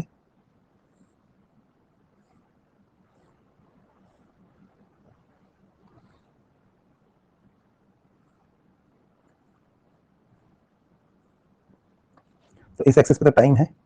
अब हम दूसरी वाली एक्सिस देखते हैं। मैंने आपसे कहा था ना, जितनी मसल होगी उतना करंट होगा, ज्यादा मसल होगी तो ज्यादा करंट होगा। ठीक है, अब यहाँ पे देखिए, आपको तो पता है, मैंने आपको एक चीज बताई थी, वॉल्व्स। हार्ट में ना वॉल्व्स होते हैं, और अगर ये वॉल्व्स खराब हो जाए तो गड़बड़ हो जाती है। ये ट्राइकस्पिड है, बाइकस्पिड, मैंने आपको ये बताया था, मरमर वाली साउंड आती है। वॉल्व अगर ठीक से बंद नहीं होगा तो ब्लड उल्टा लीक हो जाएगा। ब्लड के उल्टा लीक होने से जो साउंड प्रोड्यूस होगा, उस साउंड को हम क्या कहते हैं, मरमर। याद आया आपको, है ना? क्योंकि वॉल्व ठीक से बंद नहीं होते हैं और ठीक से खुलते भी नहीं है। तो क्योंकि वो ठीक से बंद नहीं होते तो मरमर आती है, पर वो ठीक से खुलते भी नहीं है भाइयों। जैसे बरसात में दरवाजे खराब हो जाते हैं ना ठीक से खुलते हैं और ना ही ठीक से बंद होते हैं। तो वॉल्व ना ठीक से खुल रहे हैं ना ठीक से बंद हो रहे हैं। तो सुनिए क्या होगा। अब सपोज किसी आदमी का ये माइट्रल वॉल्व खराब हो गया, ध्यान से देखो, ये माइट्रल वॉल्व है ना, अगर किसी आदमी का माइट्रल वॉल्व भी खराब हो गया तो क्या होगा? देखो, अगर किसी आदमी का माइट्रल वॉल्व खराब हो गया तो ये ठीक से नहीं खुलता है ये, तो पता है क्या होगा, बंद भी नहीं होता, खुलता भी नहीं है। रैपिड इनफ्लो और डायस्टेसिस में जितना ब्लड एट्रिया से वेंट्रिकल में आ जाना चाहिए, राइट एट्रियम, लेफ्ट एट्रियम से लेफ्ट वेंट्रिकल में, उतना नहीं आएगा, क्योंकि ये वॉल्व ठीक से खुल नहीं रहा है ना, आउटलेट सकरा हो गया है, नहीं खुल रहा है ठीक से। सकरा हो जाने को स्टीनोसिस बोलते हैं, वॉल्वुलर स्टीनोसिस, सकरा हो गया है। तो इससे क्या होगा कि 70% तक ब्लड नहीं आ पाएगा ना इधर, 75% तक। तो एट्रिया में नॉर्मली कितना ब्लड बचता था बताओ, 25%, लेकिन अब 25% से ज्यादा भरा रहेगा एट्रिया में, या ज्यादा ब्लड भरा रहेगा। और अगर यहाँ ज्यादा ब्लड भरा हुआ है तो एट्रिया को ज्यादा दम लगा के इसको पुश करना पड़ेगा ना वेंट्रिकल में, क्योंकि एट्रिया को तो पूरा खाली होना है। तो एट्रिया को ज्यादा दम लगा के इस ब्लड को वेंट्रिकल में डालना पड़ेगा, तो एट्रिया की मसल को ज्यादा काम करना पड़ेगा। अब सोचो पिछले 10 सालों से यही हो रहा है, पिछले 10 सालों से एट्रिया की मसल ज्यादा मेहनत कर रही है, और लेफ्ट एट्रियम की, क्योंकि लेफ्ट एवी वॉल्व खराब हो गया है, तो लेफ्ट एट्रियम की मसल को ज्यादा ही मेहनत कर रही है। जो मसल जितना मेहनत करती है उसमें उतनी ज्यादा हाइपरट्रॉफी हो जाती है। क्या मैंने आपको नहीं बताया था ये, है ना? तो एट्रिया की मसल को ज्यादा ही मेहनत कर रही है, तो एट्रियल मसल में ना हाइपरट्रॉफी हो गई है। जितनी मसल उतना करंट, ज्यादा मसल ज्यादा करंट। एक मजे की बात देखिए, जो मैं आपको ईसीजी बता रहा था, इसमें मैंने आपको बताया कि ये होती है पी वेव, फिर ये होता है क्यू आर एस, और ये होता है टी। दोस्तों टाइम इस डायरेक्शन में चल रहा है। आपको अच्छे से पता है कि ऐसे नोड होता कहाँ है, ऐसे नोड होता है राइट एट्रियम में। तो इंपल्स राइट एट्रियम से अराइज होती है और यूं जाती है, और ये फिर लेफ्ट एट्रियम में भी फैल जाती है। यानी दोनों एट्रिया डिपोलराइज तो एक साथ होती है, बात सही है, लेकिन डिपोलराइजेशन का करंट स्टार्ट किसमें होता है पहले, राइट एट्रियम में, फिर वो लेफ्ट एट्रियम में भी जाता है। मैं आपको ना ईसीजी के अंदर चारों चैम्बरों की फोटो दिखाने वाला हूँ। आप ध्यान से देखिए, मैं एक ईसीजी यहाँ बना रहा हूँ जिसमें आपको शक्ल दिखाई देगी चारों चैम्बरों की। जैसे कहते हैं ना हाथ की रेखाओं में हमारा भविष्य छिपा होता है, वैसे यहाँ पे आप देखिए ईसीजी की रेखाओं में सबसे पहली वेव जो ईसीजी में बनती है वो है पी वेव।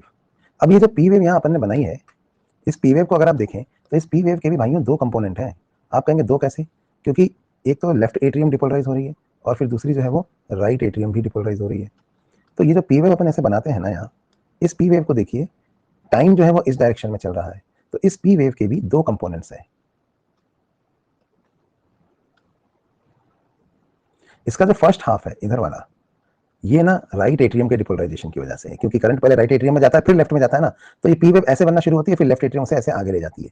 तो बनना देखिए, पी वेव बनती है ना, पहले मार्गर ऊपर जाता है इस करंट की वजह से ही हो, और इससे पहले कि नीचे आ पाए लेफ्ट भी होने लगती है, तो ये ऐसे जाता है नीचे। फिर मतलब पी वेव के दो कंपोनेंट्स हैं, आप देखिए यहाँ, ये जो फर्स्ट हाफ है ना पी वेव का, ये राइट एट्रियम है, और जो सेकंड हाफ है वो लेफ्ट एट्रियम है। समझे? पी वेव के दो कंपोनेंट होते हैं, first half right atrium, second half left atrium. इसके बाद कौन सी वेव आती है? Q wave. अच्छा बताओ क्यू वेव क्यों बनती है? क्यू वेव बनती है राइट वेंट्रिकल के डिपोलराइजेशन की वजह से, लेकिन इसको जितना नीचे जाना चाहिए नहीं जा पाती। बताओ क्यों? क्योंकि फिर लेफ्ट वेंट्रिकल का भी डिपोलराइजेशन होने लगता है। तो क्यू वेव दरअसल किसकी फोटो है पता है आपको? ये राइट वेंट्रिकल की फोटो है।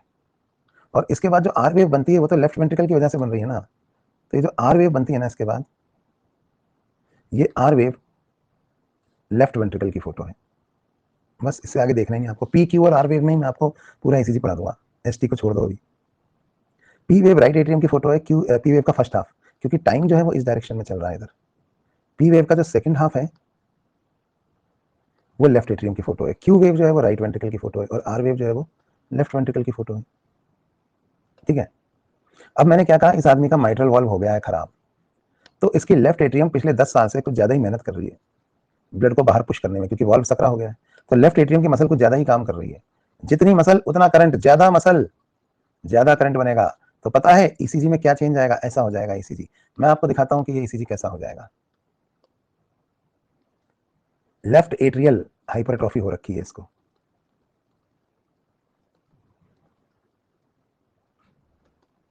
आप कहोगे ईसीजी बताओ कैसा बनेगा? ये देखो, जो पी वेव है ना वो ऐसी बनेगी। ये देखिए, पी वेव, पी वेव आधी ऊंची हो जाएगी, फिर क्यू आर एस, फिर टी। तो जो पी वेव थी वो आधी ऊंची हो गई है, आधी।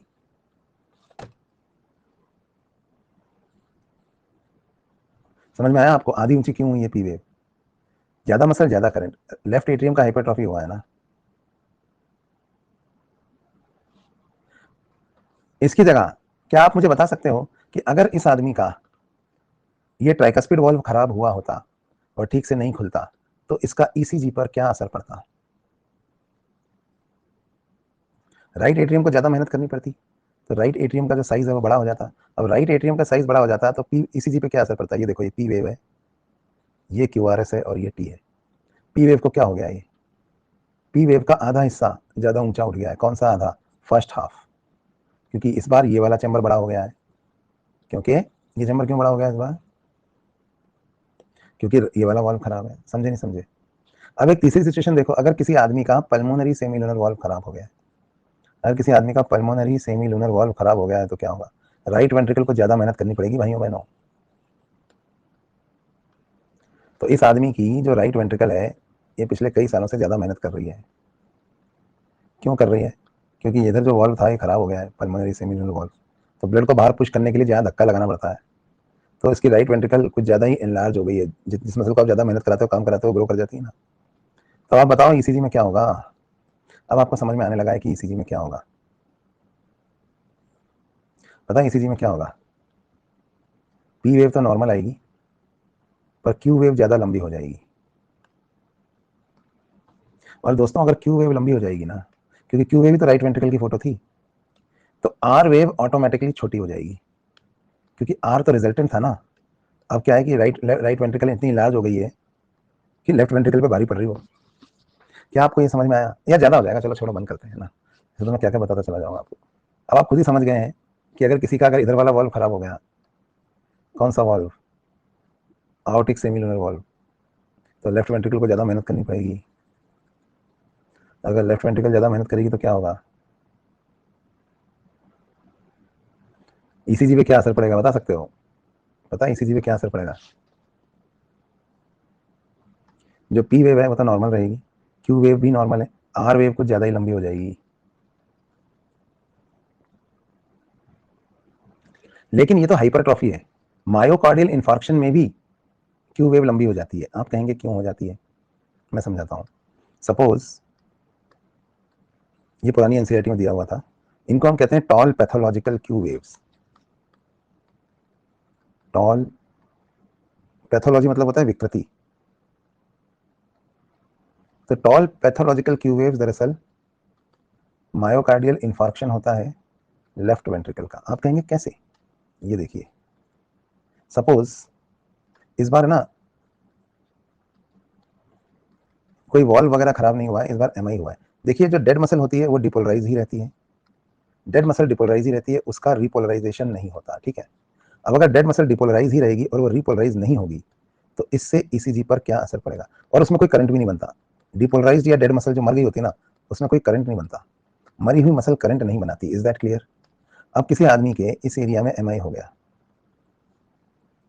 लेफ्ट वेंट्रिकल में होता है ज्यादातर एमआई। क्यों होता है समझाया था ना मैंने आपको, क्योंकि इसकी ऑक्सीजन डिमांड सबसे ज्यादा है।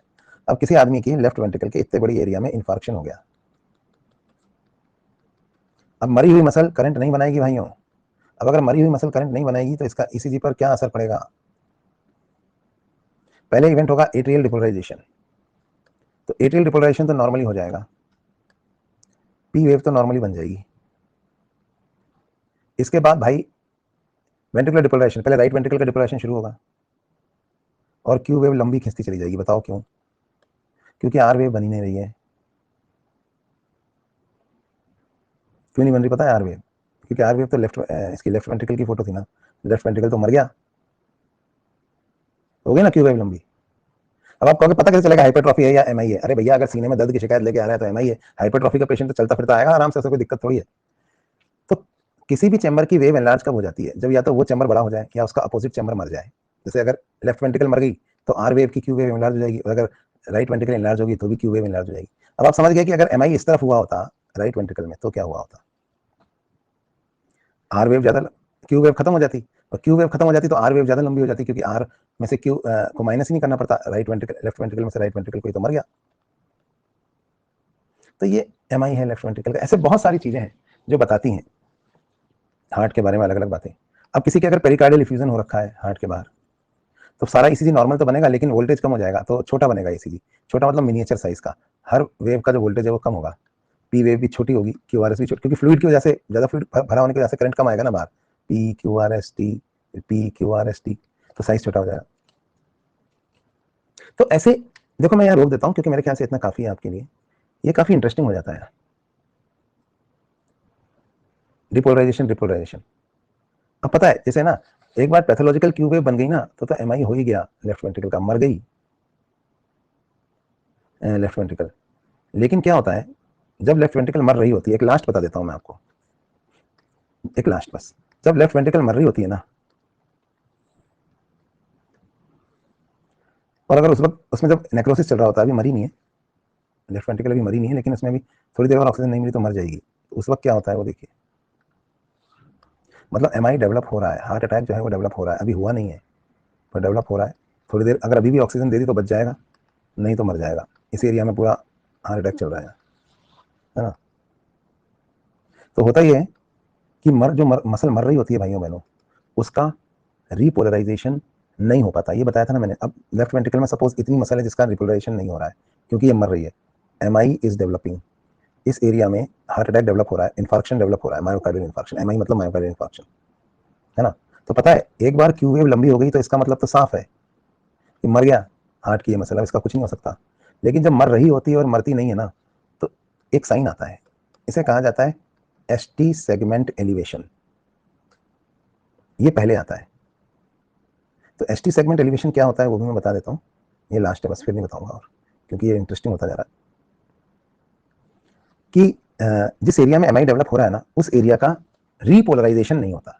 डिपोलराइजेशन तो हो जाता है क्योंकि वो डिपोलराइज्ड है। तो इसी कैसे बनता है, पी वेव नॉर्मल बनती है, देखिए पी वेव नॉर्मल बनती है, इसके बाद क्यू आर एस भी नॉर्मल बनता है, क्यू आर एस नॉर्मल बनता है। लेकिन दोस्तों जो टी वेव है ना वो अधूरी बनती है। बताओ टी वेव अधूरी क्यों बनती है, आप ही बताओ।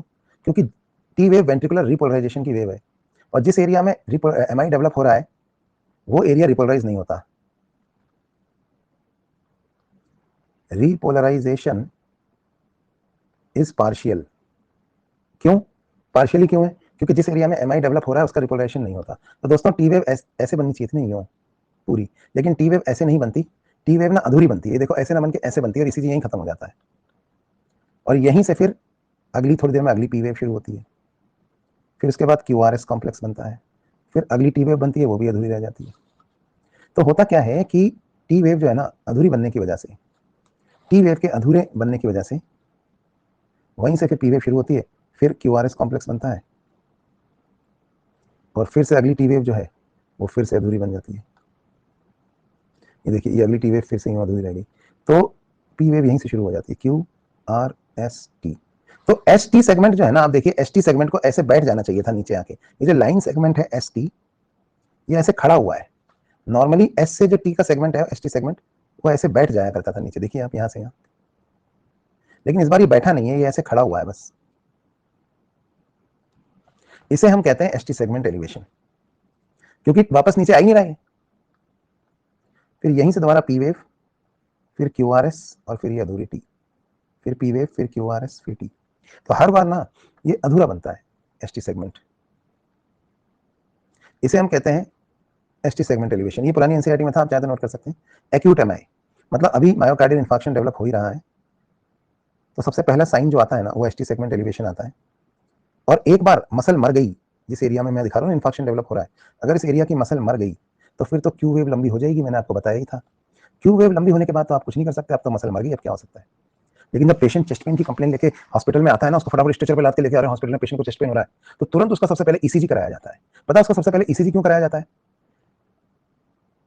उसका ईसीजी इसलिए कराया जाता है तुरंत सबसे पहले, क्योंकि हार्ट में एसटी सेगमेंट एलिवेशन पहले आएगा। ये चेंज, हार्ट की मसल मर रही होगी ना तो वो सिग्नल देगी एसटी सेगमेंट एलिवेशन का ये कि एमआई है। फिर जब मर जाएगी तो क्यू वेव लंबी हो ही जाएगी, फिर तो कुछ हो ही नहीं सकता। तो ये तो सबसे पहले पेशेंट चेस्ट पेन के साथ आता है, उसके हार्ट की मसल मर रही होती है लेकिन मरी नहीं होती ना, तो हार्ट खुद सिग्नल देता है, save me ST segment elevation का, save me doc it's an MI, save me ST segment elevation. This is the first change जो हार्ट अटैक में हमें दिखाई देता है, फर्स्ट ऑब्जर्वेशन। और अगर इस वक्त हम उसको ऑक्सीजन दे लें और उसकी जान बचा लें तो बचा लें, नहीं तो नहीं। हार्ट खुद चिल्ला चिल्ला के कह रहा है save me doc it's an MI, it's an MI. मुझे तो यहाँ एमआई लिखा हुआ दिख रहा है, पता नहीं आपको दिख भी रहा है कि नहीं। मुझे तो लग रहा है दिल खुद बोल रहा है कि ये मायोकार्डियल इंफार्क्शन है, बचा लो डॉक्टर साहब। क्या आपको यहाँ एमआई लिखा हुआ दिख रहा है?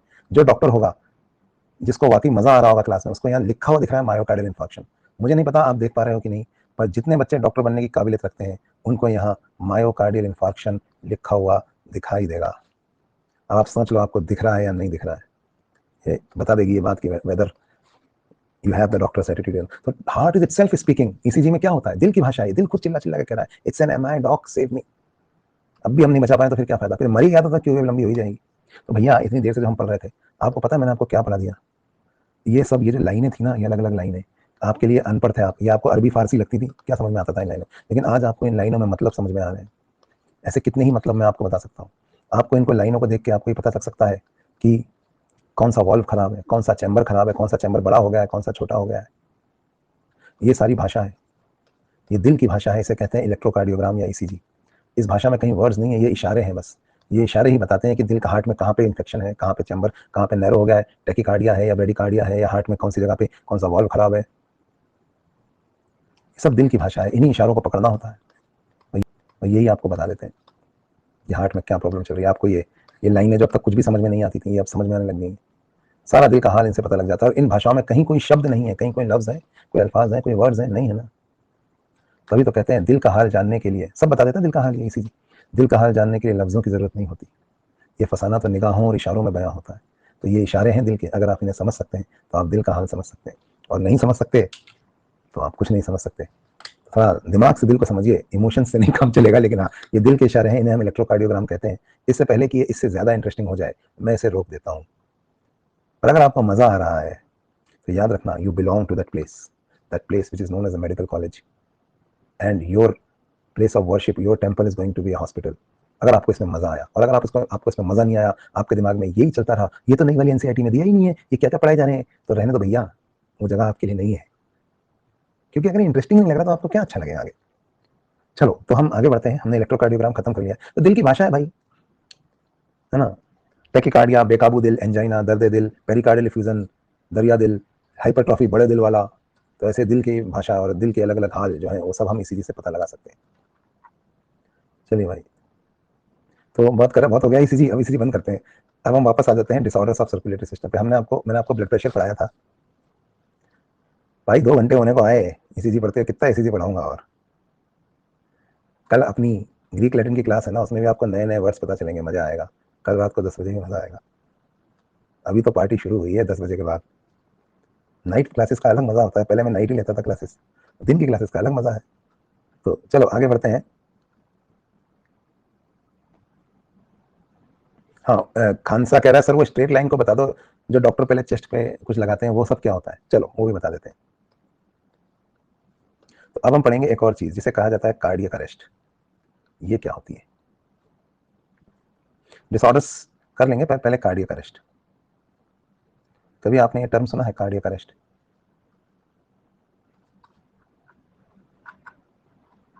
अब कार्डियक अरेस्ट की डेफिनेशन क्या है? जब इफेक्टिव कार्डियक आउटपुट 0 हो जाए,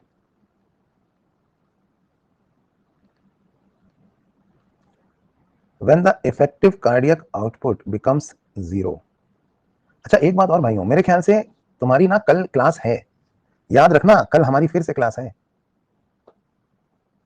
पता है नहीं पता है तुम्हें? 1:15 PM पे 1 घंटे की क्लास है, 1 घंटे की, है ना? कल 1 घंटे की क्लास है 1:15 PM पे, छोड़ मत देना। तो when effective cardiac output become 0, इसको हम कहते हैं cardiac arrest. Effective cardiac output become 0 का मतलब समझे आप? हार्ट से बाहर कुछ भी पंप नहीं हो रहा। अब चाहे हार्ट बीट कर रहा हो चाहे नहीं कर रहा हो, उससे क्या फर्क पड़ता है? अगर हार्ट से बाहर कुछ भी पंप नहीं हो रहा है तो आदमी तो मर जाएगा ना। तो कार्डियक अरेस्ट दो तरीके का होता है। वेंट्रिकल अगर कुछ भी पंप नहीं कर रही, एक होता है वेंट्रिकुलर एसिस्टोल और दूसरा होता है वेंट्रिकुलर फिब्रिलेशन। तो दोनों में क्या फर्क है? अगर वेंट्रिकल सिस्टोल ही ना करे तो इसको कहा जाएगा ventricular asystole. Ventricles stop systole या स्टॉप बीटिंग, इसको कहेंगे वेंट्रिकुलर एसिस्टोल। ये दो रीजन से हो सकता है, या तो हार्ट अटैक हो गया है, दिल का दौरा पड़ गया है, या हार्ट फेल हो गया है। और हार्ट फेलियर के भी दो तरह के रीजन होते हैं, एक्सटर्नल और इंटरनल। तो ये सब हम पढ़ चुके हैं, तो ये वाला पार्ट तो हम दोबारा नहीं पढ़ेंगे। आप खुद ही सोचिए, वेंट्रिकल अगर बीट करना बंद कर दे, सिस्टोल करना बंद कर दे वेंट्रिकल, तो क्या होगा? ब्रेन को भी ब्लड नहीं मिलेगा, और जब ब्रेन को भी ब्लड नहीं मिलेगा तो आदमी मर जाएगा ना, क्योंकि ब्रेन मर गया। तो वेंट्रिकुलर एसिस्टोल तो हम समझते हैं। आज हम दूसरा वाला पढ़ेंगे, वेंट्रिकुलर फिब्रिलेशन। और फिर एक इंस्ट्रूमेंट के बारे में भी बात करेंगे जिसे कहा जाता है डीफिब्रिलेटर। वो देखा होगा आपने, एक प्रेस जैसी होती है, सीने पे ऐसे लगाते हैं और हटा देते हैं, इससे क्या होगा? उसे डीफिब्रिलेटर कहते हैं। चलो उसके बारे में भी बात कर लेते हैं। अब देखो होता क्या है कि इंपल्स ऐसे नोड से एवी नोड तक चलती है ऐसे। तो अगर हम वेंट्रिकल के डिपोलराइजेशन की बात करें तो वेव ऑफ डिपोलराइजेशन जो वेंट्रिकल में डेवलप होती है,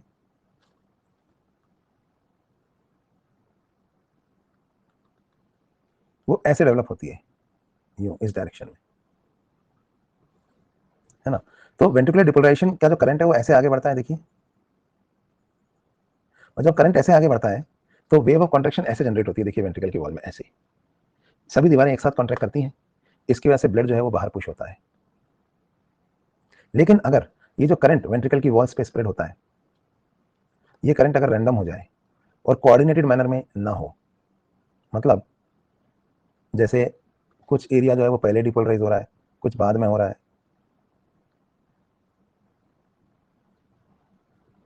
ठीक है, ये डिपोलराइज हो रहा है, ये इधर हो रहा है, इधर हो रहा है, ये इधर हो रहा है। तो इसमें क्या होगा, जब इधर वाली वॉल वेंट्रिकल की डिपोलराइज हो रही है तो इधर वाली रिपोलराइज हो रही है, इसमें सिस्टोल हो रहा है तो इसमें डायस्टोल हो रहा है, आगे वाली सिस्टोल कर रही है तो पीछे वाली डायस्टोल कर रही है।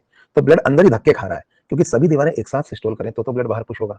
लेकिन जब इधर वाली सिस्टोल कर रही है तो इधर वाली नहीं कर रही, इधर वाली कर रही है तो इधर वाली नहीं कर रही, सिंक्रोनाइजेशन चला गया। तो हार्ट बीट तो कर रहा है लेकिन बाहर कोई ब्लड पंप नहीं हो रहा, रिदम चली गई। इसको क्या बोलेंगे? Arrhythmia.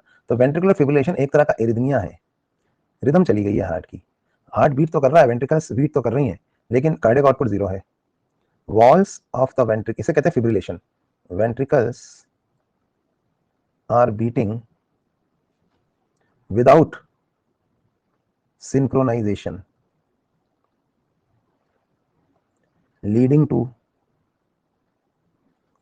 no effective cardiac output।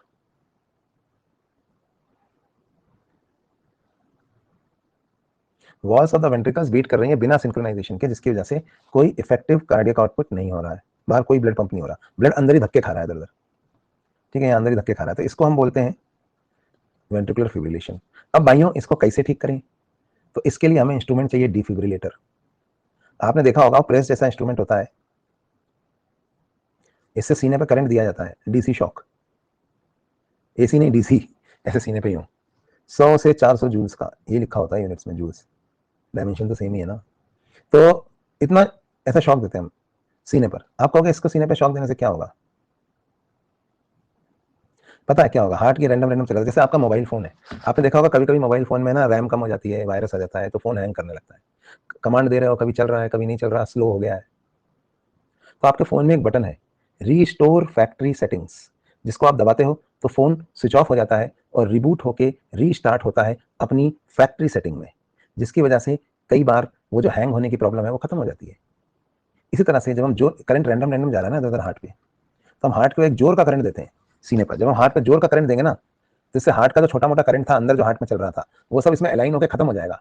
फिर जब ये करंट हटाएंगे ना हम, तो हार्ट रिसेट हो जाएगा और हार्ट रिबूट होकर रीस्टार्ट होगा अपनी फैक्ट्री सेटिंग में। और आपको तो पता है कि फैक्ट्री सेटिंग क्या थी यहाँ पे। फैक्ट्री सेटिंग यानी कि ओरिजिनल सेटिंग ऐसी नहीं थी, वो तो उससे तो सिंक्रोनाइजेशन ऐसे था वो। तो अब वेंट्रिकल की सभी दीवारें एक बार फिर सिंक्रोनाइज हो जाएंगी और साथ में मिलके एक साथ कॉन्ट्रैक्ट करेंगी और ब्लड बाहर पुश होगा। तो फिब्रिलेशन खत्म कर दिया हमने, किसकी मदद से? डिफिब्रिलेटर से। तो दरअसल ये जो डिफिब्रिलेटर होता है ये क्या करता है, ये फिब्रिलेशंस को खत्म कर देता है। कैसे खत्म कर देता है? रिसेट या रिबूट करके हार्ट को अपनी फैक्ट्री सेटिंग में दोबारा स्टार्ट करके। समझ में आई बात? प्रदीप पूछ रहा है जो प्रेस होती है डिफिब्रिलेटर की, उसके ऊपर जो जेल लगाते हैं वो क्या होता है? वो जेल तो ईसीजी में भी लगाते हैं लीड के ऊपर, वो कंडक्टिंग जेल ही होती है, क्योंकि हमारे सीने पे बाल होते हैं और स्किन पे थोड़ी ऊपर की लेयर डेड होती है ना, तो वो कंडक्टिंग जेली होती है, क्योंकि ये बाल और स्किन के ऊपर की डेड लेयर जो है ये बैड कंडक्टर है ना इलेक्ट्रिसिटी की, तो कंडक्शन के लिए होती है, करंट के कंडक्शन के लिए वो जो जेली लगाते हैं वो कंडक्टिंग जेली, कंडक्शन जेली कहते हैं उसको, जो जेल लगाते हैं। अनिल कपूर के तो डबल लगाते होंगे, मेरे को पता है। चलिए, तो वो कंडक्टिंग जेली जो लगाई जाती है, ये तो इसके बारे में बात हुई। फिर आगे बढ़ते हैं और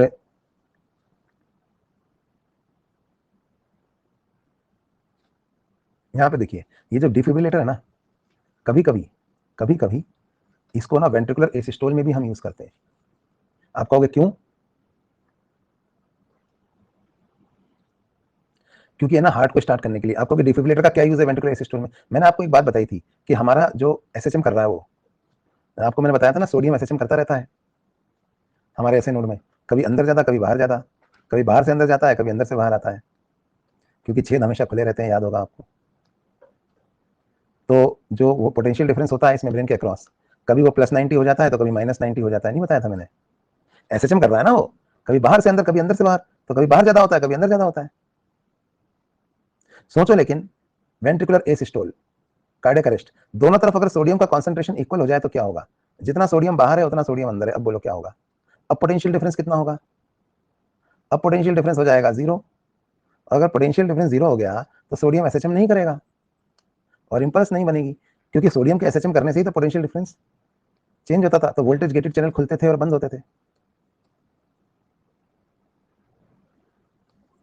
ना? अब दोनों तरफ अगर इक्वल कॉन्सेंट्रेशन हो गया है सोडियम का, तो पोटेंशियल डिफरेंस तो 0 हो जाएगा और हार्ट बंद हो गया। अब क्या करें? हार्ट तो बंद हो गया, कार्डियक अरेस्ट हो गई। जैसे एक घड़ी का पेंडुलम एसएचएम कर रहा था, घड़ी चल रही थी, पेंडुलम रुक गया, घड़ी रुक गई। अब क्या करें? फेंक दे घड़ी? नहीं, एक बार धक्का मार दो, पेंडुलम फिर चलने लगेगा, घड़ी चालू हो जाएगी।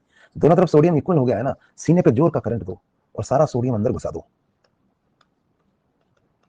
फिर पोटेंशियल डिफरेंस क्रिएट हो जाएगा, फिर सोडियम अंदर बाहर होने लगेगा। एक बार धक्का ही तो मारना है पेंडुलम को, फिर चल पड़ेगी। तो कभी कभी कार्डियक अरेस्ट में हार्ट पे जब जोर से करंट देते हैं तो हार्ट जो बंद हो गया है, क्योंकि पोटेंशियल डिफरेंस 0 हो गया था ऐसे नोड की मेम्ब्रेन के अक्रॉस, वो फिर से क्रिएट हो जाता है, फिर चालू हो जाता है। समझ में आया? आपने देखा होगा बीप, एक लंबी बीप चल रही है, एनसीईआरटी में लिखा हो ना, बीप, कार्डियक अरेस्ट में हार्ट बीट ही नहीं कर रहा, सीने पे जोर का करंट दिया, ठक, फिर चालू हो गया, एक लंबी बीप देती वैसे चालू हो गई। ये कार्डियक अरेस्ट का इलाज है, समझे भैया? तो बातें तो बहुत इंटरेस्टिंग होती चली जाएंगी, ये तो शुरुआत है। लेकिन मुझे लग रहा है कि तुम्हारा सब्र का बांध टूट चुका होगा कि सर आप तो आज पढ़ाई जा रहे हो। ये तो ट्रेलर है, पिक्चर तो अभी बाकी है। पर, पर इतना इंटरेस्टिंग मैं बना सकता हूँ फिजियोलॉजी को। पर प्रॉब्लम क्या है कि यार हमारे यहाँ पे क्वेश्चनों का लेवल ही नहीं है कुछ, इसलिए मैं ज़्यादा नहीं पढ़ाऊंगा। इमोशंस और इन सब चीज़ों की वैल्यू ज़्यादा है, एक्चुअल नॉलेज की कोई वैल्यू नहीं है। तो भैया 10 मिनट हम डाउट्स ले लेते हैं, 2 घंटे हो गए चलते चलते। अगली क्लास में मैं आपको और बढ़िया बातें बताऊंगा।